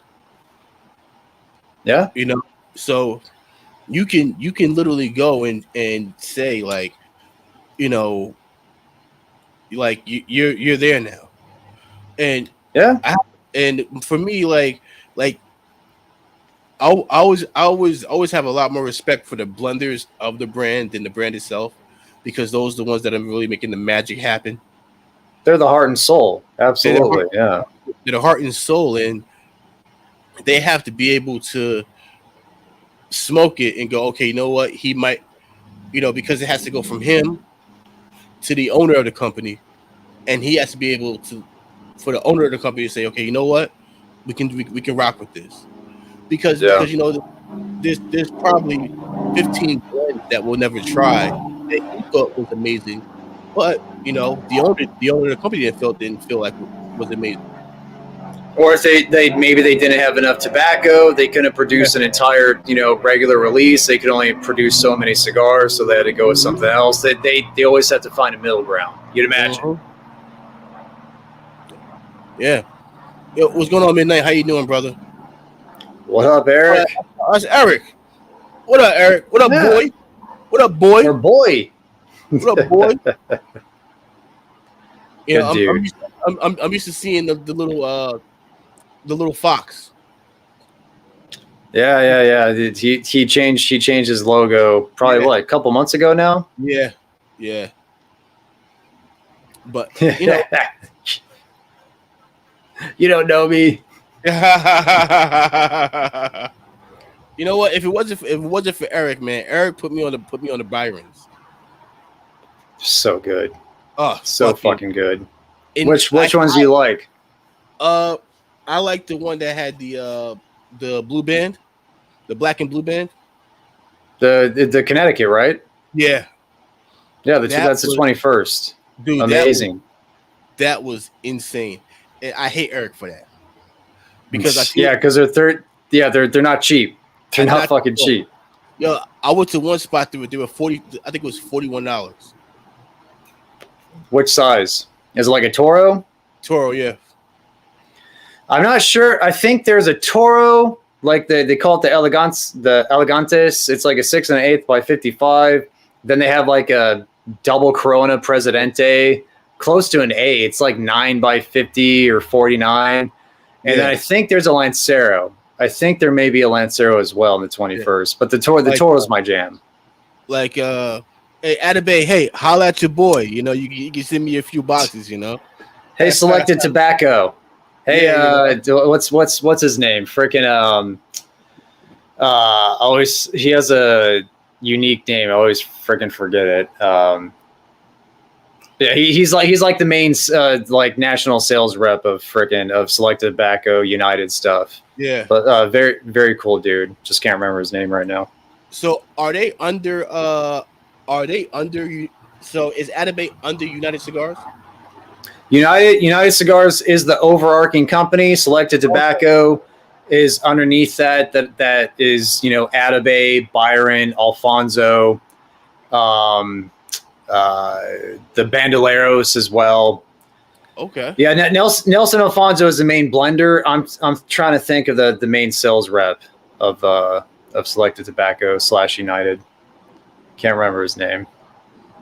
It's it's so frustrating that Costa Rica has such a high tax on their tobacco because a lot of bomb shit. I would say this: if that cigar was $20, they probably wouldn't be able to keep that in stock. No, yeah, and it could be by design. Like they only have so much quantity that they want to keep it at a certain level to always have some stock, so it doesn't piss off their core group of customers. Maybe, I don't know. It also just could be. Oh, Oliver. Fuck, what's his last name? let me know his last name, Ben. It's Nevada. Nouveau. Oliver Nouveau. Cool dude. Speaking of Ben, I'm sorry, Ben. I'm snitching. I'm sorry. Ben came up with the Ned Flanders.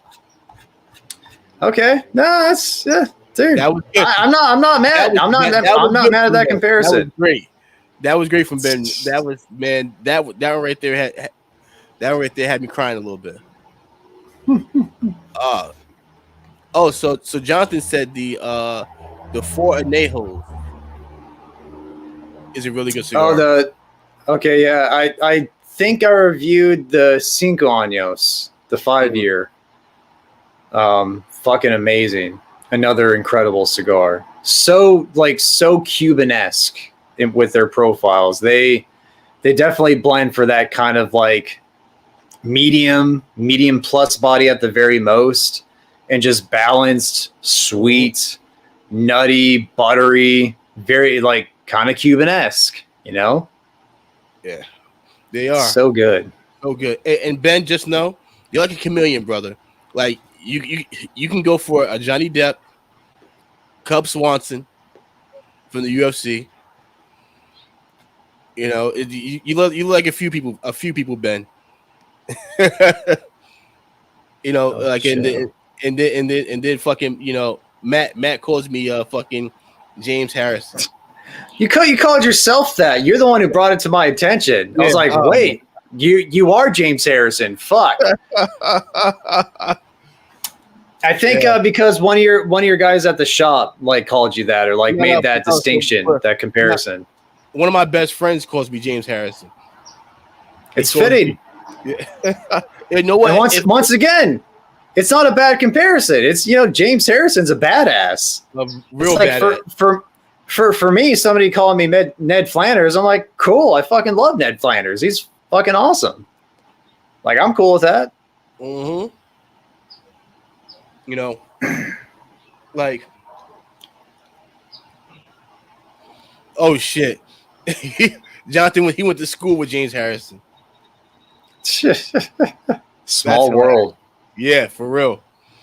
Like, I can only imagine. Like he probably was fucking. He probably cut class and just went to the gym all day in fucking high school. He probably didn't go to class. Just did bench press all fucking day. That's it. Oh shit, that's funny. Yeah. You know, so like, is there anybody you want to meet in the cigar, like be able to have a conversation with, sit down with? Really? I mean, Sanj. I really want to meet Sanj. You guys, obviously, like that's top of mind because it's like for me, as far as like legends of the quote unquote legends of the industry, like it'd be great to meet Eladio. It'd be fucking awesome to meet Eladio. The Kellners, it'd be great to meet them. Like say like Carlito or Lito Gomez, like those guys would be great to meet, but I'm not the type to like lionize people, to like put people on a pedestal just because of like their accomplishments. I'm the type that like really like zones in and only cares about people who I have a direct connection to. And that's people like Sanj, that's people like you. Matt, if you come, you have a hotel room. I would take like I said, like I will go up and book the hotel for you, so you're able to get free nights. So all I gotta do is just check you in. You know, I'll check you in. Just don't break anything. You know, please. Yeah. So I don't lose my rights. But you know, I'm such a wild Ned Flanders man over here. You never know. You never know, man. You never know. Hotel rooms bring out inside of people. You know. Good point. Good point, dude. Like you know, but I get like I'll go as long as it's like 2 months in advance. I can go check, make sure we got comp nights, wherever it's at. We do it from right there. Oh, for sure. It has to happen at some point. Yeah. But yeah, like that's when it comes to like to like people who I idolize in the industry. It's like my brain doesn't work like that. Like I want to meet the people that I care about, you know, that I have a personal connection to. Like I'm like in a sense I'm very lucky. You know, like I see Sanj every day. We talk every day, and you know, and it's not every day that you're able to, and everybody in the industry knows Sanj. Everybody. Oh yeah. Everybody in the industry is trying to get into Sanj's shop. Don't believe the bullshit and say, oh, we don't want to go there. Yeah, fucking right. You want to go in that shop because you know. One thing is, if you're in Sanj's shop, shit is gonna move. Oh yeah. Absolutely. You know, I've seen we've gotten shit in the day it comes in, gone. The second we get, you know, we're able to get, you know, like large quantities in, and the second they come in, they're going like that. You know, like, and the one thing too is, you know, one thing I like to do. I'm in the shop is people ask, like, they always ask me, like, what are you smoking? You know, or what have you smoked? And you know, what new stuff do you have? And one cigar that I really, really, really enjoyed was the group of 5 from Illusione. Okay. You know, like for the one that I smoked, it was really, really good. You know, the only problem with them for me is just their price point is a little bit too high for me. But you know, as far as a good, you know, once a week smoke on a Friday. Yeah. As far as foot traffic, honestly, it depends. Like we may have 3 or 4 days where it's heavy foot traffic. That's why sometimes during a live, like I won't be there because I'm in the front dealing with people. So like you're helping customers, yeah. Yeah, for that 2 hours, I've dealt with maybe 8-9 people within an hour and a half. And a lot. And they're buying, you know, some people are newer, and then some people come in and they can't believe, you know, how many SKUs we have in there and just how much inventory we have. And then there's sometimes where we got so much shit that I can't find certain shit. Yeah. Like You're stumbling over stuff. Stumbling over stock. Yeah, like I'll tell somebody about like they're like, oh well, I need something in this price range, and I'll go, well, have you tried the underrated yet? And they go, no. I go, well, give this one a try. Let me know what you think.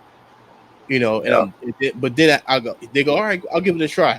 Then I have to go through and kind of like look for it to make sure we have it in stock, and it'll bomb be like and weave.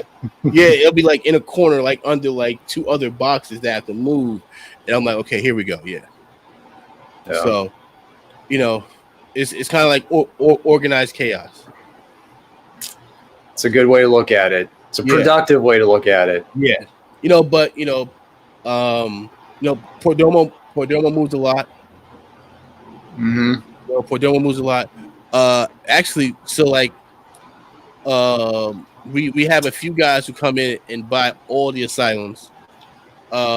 We have a few guys that come in that buy all the El Jefes. That's their cigar. They come in and they buy all the El Jefes. Have you tried the two new ones from La Roma de la Cuba? The Connecticut. I think they came out with I think it's called a Noble. I've had the Connecticut. The Connecticut's very good, especially for like a more affordable Connecticut. That was a solid cigar. I've had the Noblesse, but I know they reblended it. I haven't had the new blend yet. Sensorium. No. You heard of that? I haven't had that. Yeah, I'm not too well versed on asylum stuff. Well, they've actually gone in reverse and they actually took their ogre and they're actually making it in smaller sizes now. So they actually make it in a Lancero now and a 52. And actually, that's a 180. Yeah, it kind of crazy, right? And those two weren't bad. Okay. Yeah.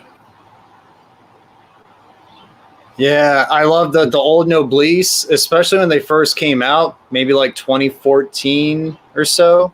Those were money. They had a much lighter wrapper. I think it was a Nicaraguan Puro, but now it has a San Andreas wrapper, I believe, on the new Noblesse. It was a great cigar. Very reminiscent to me of like a Flor de las Antillas, but just like more creamy, more of a luxury, like Ashton experience, like you would expect from Ashton cigar, like a La Roma de Cuba is a sub brand of Ashton. Yeah. Yep. But yeah, I still haven't. I haven't heard amazing things about the new reblended Noblesse. No, it's kind of crazy because everybody wants to get on that damn San Andreas wave. It's the most available. It's the most fucking available. So like, as far as Maduro wrapper goes, it's probably, people are just going to that because it's availability and price. People can get it for I don't know the exact numbers, but I'm guessing a decent amount of percentage less than say Connecticut broadleaf or like Ecuadorian Maduro. Yeah. It's the hot leaf. It's available and it's affordable and it does a good enough job for most blends.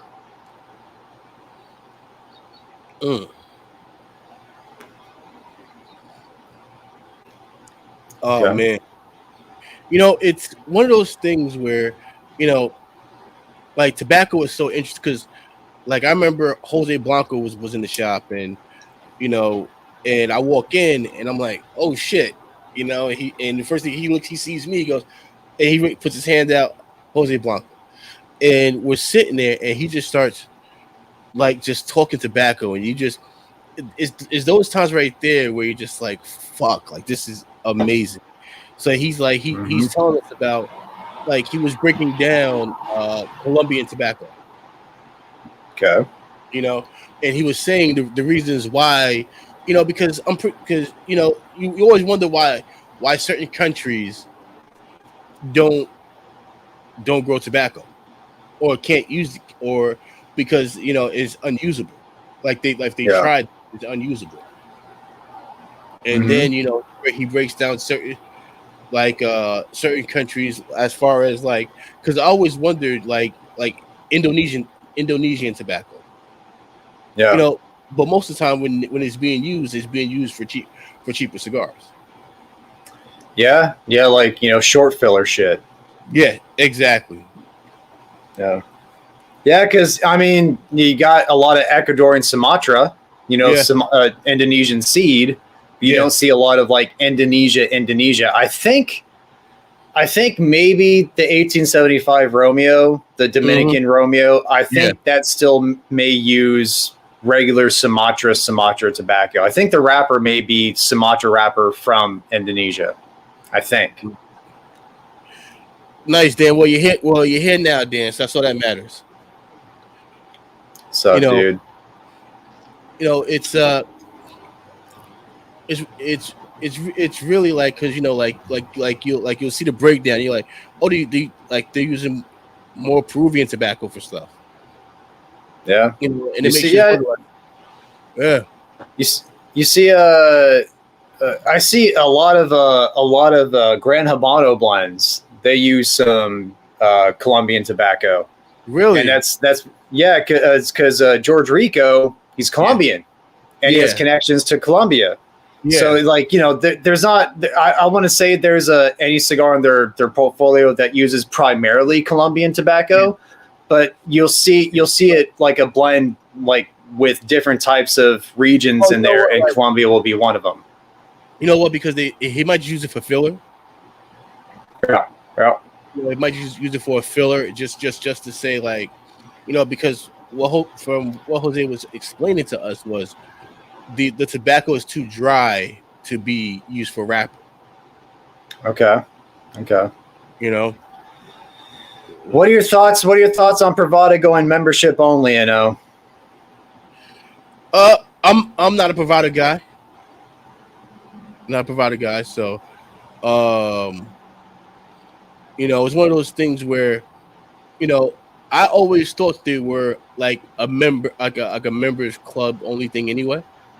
So for them to only members, to me it's more, I think they're just gonna keep their main fan base, and they're not really gonna expand because people aren't just gonna go out there and just look for Privada cigars.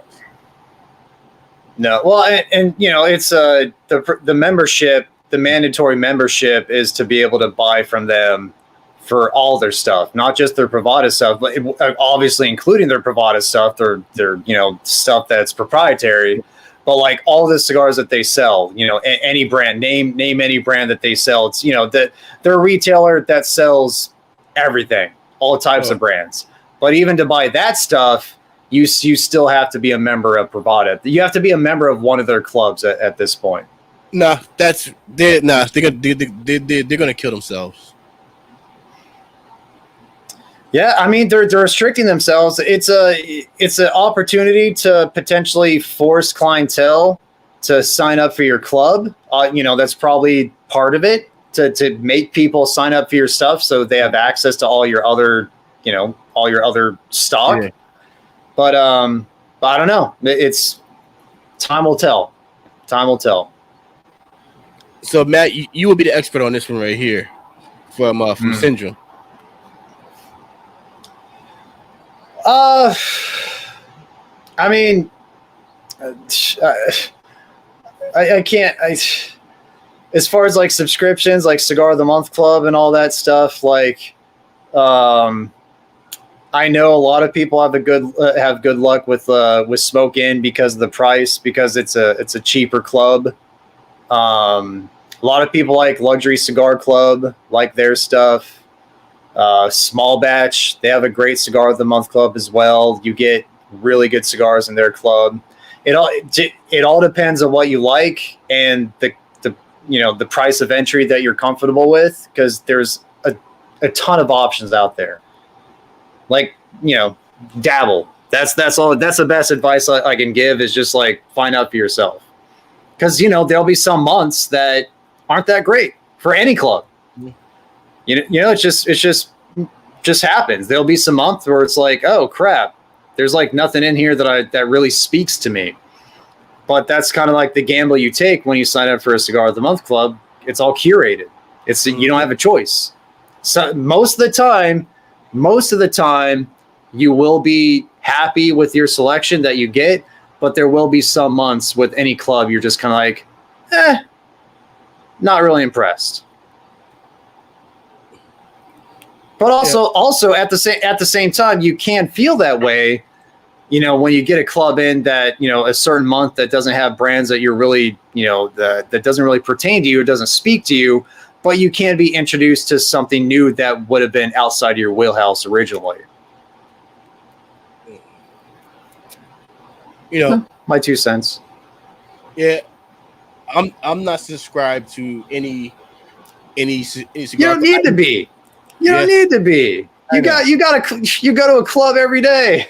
Yeah, well, what the thing is though is I think the one thing is though is like, I'm in the shop, but it gets to a point where you pretty much smoke everything in that shop, but you're also not smoking newer stuff from outside the shop. Yeah. So outside your selection. Yeah. So so I still like to go around just to try different things and be like, okay, because I didn't try a lot of Gran Habano stuff, and then Michael sent me the Gran Habano number 5, the Maduro, and that one was rocking. I was like, oh, this is fire. They make bomb shit, dude. Gran Habano. I would have never known if Michael sent me that pack. And the same thing with the bomb he sent me. It's a lot of stuff in there that I never smoked before. Yeah, but like particularly with Gran Habano, I think because kind of like what we're talking about with Sanj with that Casa Torrent, it was underpriced. Same thing with Gran Habano. A lot of their cigars, most of their cigars are very, very affordable.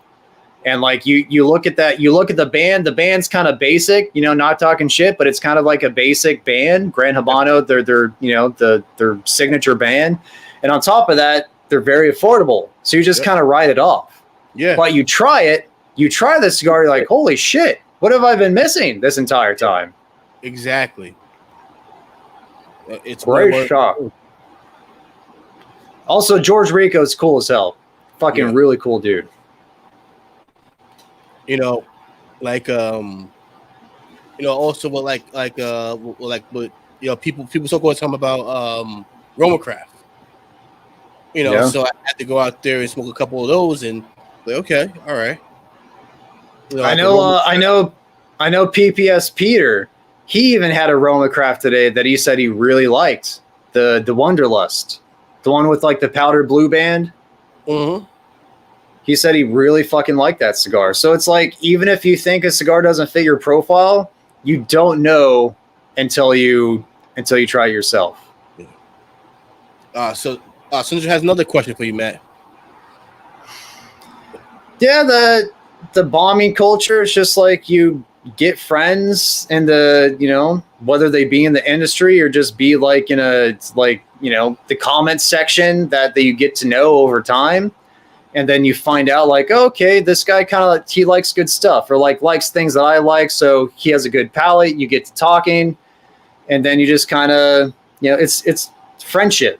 It's just friendship. And one of the best parts about cigars is sharing cigars you love with others. It's one of the very best parts. Like freaking Taz, the wrestler. Yeah, I was like, holy crap, this guy follows me. He watches my stuff. And announcer for SmackDown for a long time. Dude, yeah. And I was like, holy shit. I was like, Taz, give me your address, please. Like, I would love to send you out something. And he's like, okay. So yeah, it's it's just like shit. And he talked to me about a couple of cigars that he really likes. He said he liked a Castagli that I fucking love as well, or one of the blends that I love as well. But I was like, hey, you haven't tried this one yet. This Castagli is my favorite. I really want you to experience this.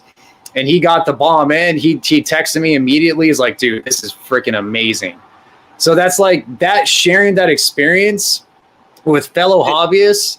And especially it's fucking cool when like one of them's a guy that you knew from, from wrestling back in the day. That's fucking awesome. I told you when he's on the show, I have to be on that show. Because I have to nerd out and fucking ask him 50 million fucking wrestling questions. You'll have a guest spot, dude. You'll have a guest spot. Here we go. Yeah, that was a very cool thing. Just to be like, I just smoke cigars and just talk about it in front of a camera. Like, that's all I do. It's like, just to know that somebody out there like Taz, that's fucking cool, man. That's insane. That's insane. You know, like, you know what? But and that's the thing too, is you never know who you're gonna reach, and that's the one thing. That's the reason why I love doing this, because you never know what kind of day that person's having, and you know, they come, they watch the show, they get a couple laughs, they learn something new, you know, and they're like, man, like that right there kind of made my day a little better. They have a cigar, and also too, like, especially with when you're able to interact, because then you know they're not just watching the show; they're part of the show as well. You know, absolutely. Like, so you know, they're like, you guys keep the show going as much as me and Matt do. Yeah, it's all you know, it's all relative. Like, we wouldn't be doing this if there weren't people out to watch it. We probably still would. Just to like to catch up with each other. Yeah, but like having it's a cherry on top, knowing that there's people out there that care, that interact and add to the content, which is, you know, freaking awesome. You know, so I had a question. So Matt, growing up, what kind of dog did you have growing up, Matt? Golden Retriever. Okay. His name was Shadow. I still have his. We put him down when I was 19 years old, and I still have his dog tag on my keychain till this day. Wow. Yep. Love that dog, dude. He would get the paper every single freaking morning. He would roo. He would do this thing where he wouldn't bark or like growl. He would just go roo, roo, roo, roo, roo, just to like talk to you. Yeah. And it was, you know, I fucking love that dog. It's an amazing dog. You know what the funny thing is? Like sometimes you feel like dogs are humans. Mm-hmm. Sure. You know, like, yeah, dude. You like to impart humanistic qualities into them because it makes them more lovable. You know. That's the greatest thing. Like, I wish I could have a dog.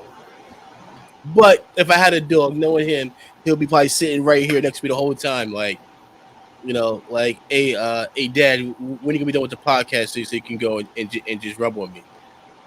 Let's get the belly rubs in. Don't forget about the belly rubs. Exactly. You know what? Like, so we call her the work dog, because, you know, like every like once a week, one of our coworkers, she brings her dog in. Mm-hmm. The whole hotel just goes there and just gives her attention 24/7, and she loves it.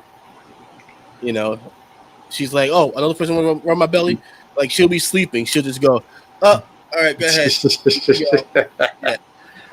Community belly rubs. It's beautiful. You know, hell yeah, dude. Oh, well, really? That's very interesting, Jonathan, man. You know, that sucks that Colorado doesn't have good shops, man. Like, you know what? Like, it's interesting because going to Sanj's shop is like being with family. Mm-hmm. You know, I've met so many good people from there, and you know, like I look at Angel like an older brother, because Angel is 150% honest with me. Yeah. And I remember when I told him about the idea about coming out with hats, and he was like, "Yo, do it. You can do it. You can do it. Just go for it." And then and then when I finally had the logo, and I finally had the hats, the biggest smile went in his face, man. And that right there was really one of the things that, you know, he was proud of his little bro. Yeah. Mm-hmm. Yeah, man. You meet the best people via cigars, and also it's like you're surrounded with the type of people that you reflect on yourself. Good people. And good people smoke good cigars. That's what I found out. And also, good cigars keep friendships alive, keep friendships strong. they give a reason to come together and continue like to, you know, continue to interact and continue to like to show love and share love with one another. It's a great thing. And that's why, you know, you see like YouTube coming down on content creators and making things harder for us. That's a damn shame. I get it. It's their platform. They could do whatever the hell they want, but it's a damn shame because this brings a lot of good people together and gives a lot of good purpose to share positivity with one another. And it's a damn shame when you see YouTube, you know, trying to swipe us, crack down on us. Yeah, exactly. You know, I would say this, Jonathan. Like, you know, Tampa and Colorado, two different worlds. So it could be those people are very isolated. You know, like they have their crew already. So it's kind of like, oh, you know, like, oh, who's this new guy trying to get in?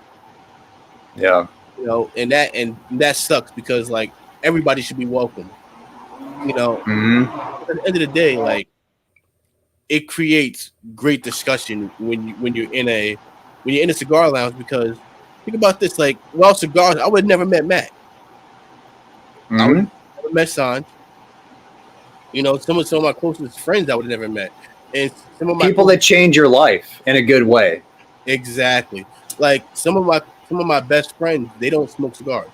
Like my friends that I grew up with, they don't smoke cigars. Maybe one of them does, but he's not heavy into it like I am.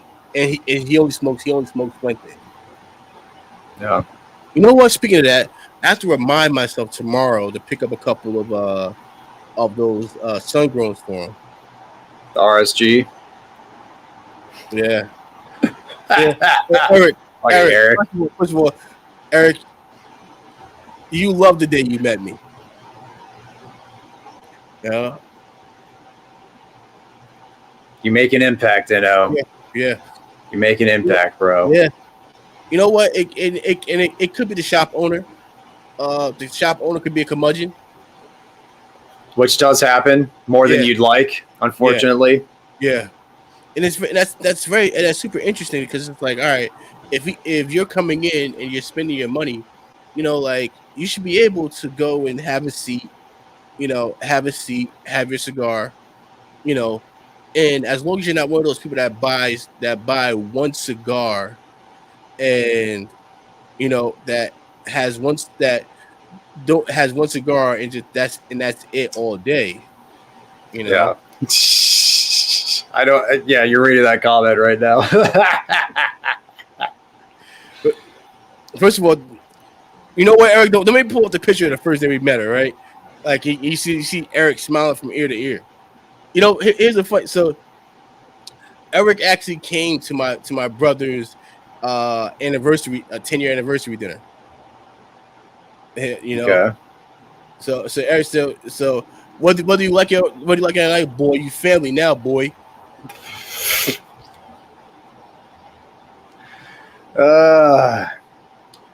Yeah, you know the pain syndrome. You know the pain, man. It's a good pain. It's a good pain. It makes you realize what's important in life and it's a constant reminder. But yeah, it sucks, dude. Like having a dog is one of the most fulfilling things as a human, in my opinion, any human can do because it's unconditional love no matter what. And eventually having to let go of that dog that you've grown to love over the span of their lifetime is so painful. It's so fucking painful. Mm-hmm. I hate it. But it's, you know, it's a part of life. C'est la vie. You know. But, you know, syndrome, like, you know, sorry, brother, but, you know, from seeing your IG, like I said, I seen you over in Australia. Like that's one place I was supposed to go and play rugby when I was younger, before I had my son. So like I was supposed to go to South Africa. I was going to go to South Africa to play, and then from there, the next year, I was going to get shipped to Australia to play for a season. But you know, you're built like a rugby player, Eno. Yeah, man. I listen. I still listen. I love it, man. I love it. You know, but the problem with Australia is they have fucking spiders everywhere. I'm terrified of spiders. So they have everything everywhere. Yeah, I would have fucking died. I would have died. I'd have got the shower and just fucking, like literally been a fucking dead man. Yeah, and on top of that, the spiders are like the size of a dinner plate. Like they're gigantic. Yeah, so like I'd have been done. Syndrome had his honeymoon in Sydney, nice. But he lives in Virginia. Nice. What part of VA? My wife's from Fairfax.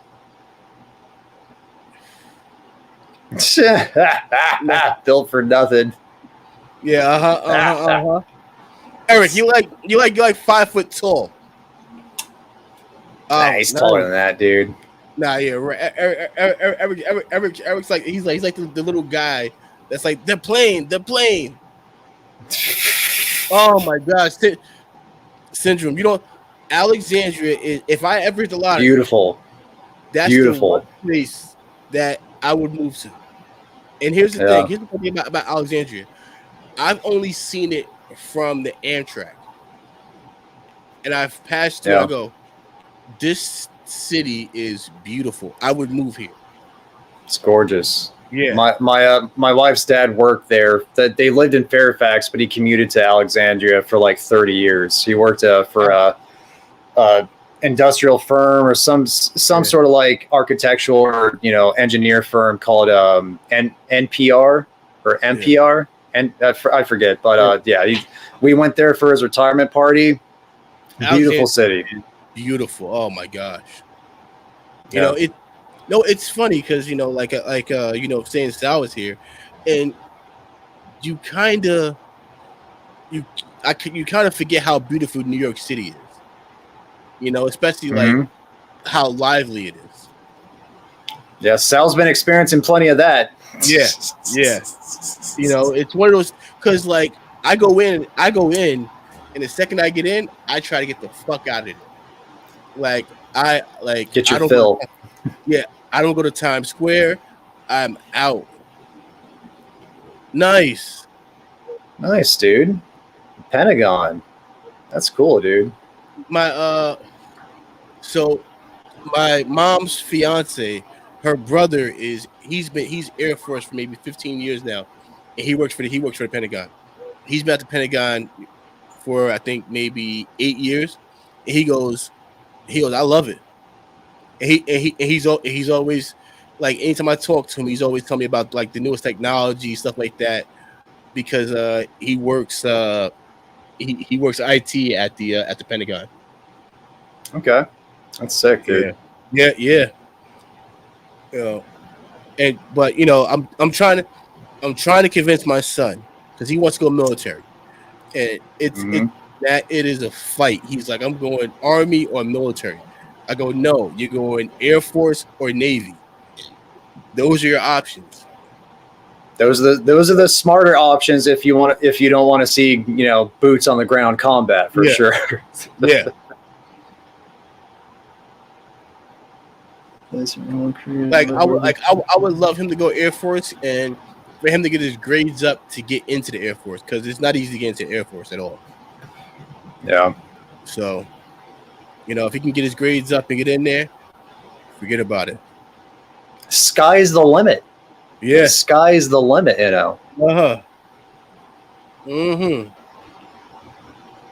Then Space Force. Oh, nice, dude. Naval aviation. Yeah.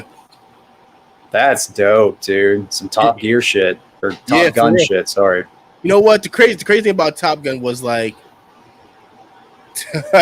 well, hey, listen, we're gonna ship your ass back to Vietnam, boy. It's what like think about how good of a recruiting movie like Maverick was. Like Top Gun. Maverick. For sure. And the original original back in the 80s, for sure, dude. Like for the Navy, that was like,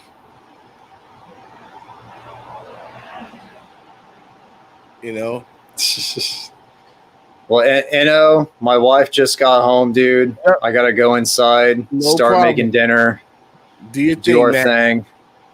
You guys, but I want to thank all you guys for joining me and Matt and Sanj, for this episode of the Big Guilty Cigar Podcast. And Matt, Matt will be on again from the beginning by himself next time. Absolutely. I fucking love Sanj, dude. Yeah, so anytime, it's anytime I get to chat with Sanj, it's I love the experience. Exactly. Yeah, guys. So you know the vibes already. Tell a friend to tell a friend. Share this right here with 3 of your friends. Spread the word. The Big Guilty Cigar Podcast. Until next time, guys. Peace. See ya. Thanks for having me on, man. No problem. And throw a damn like in the chat in the video.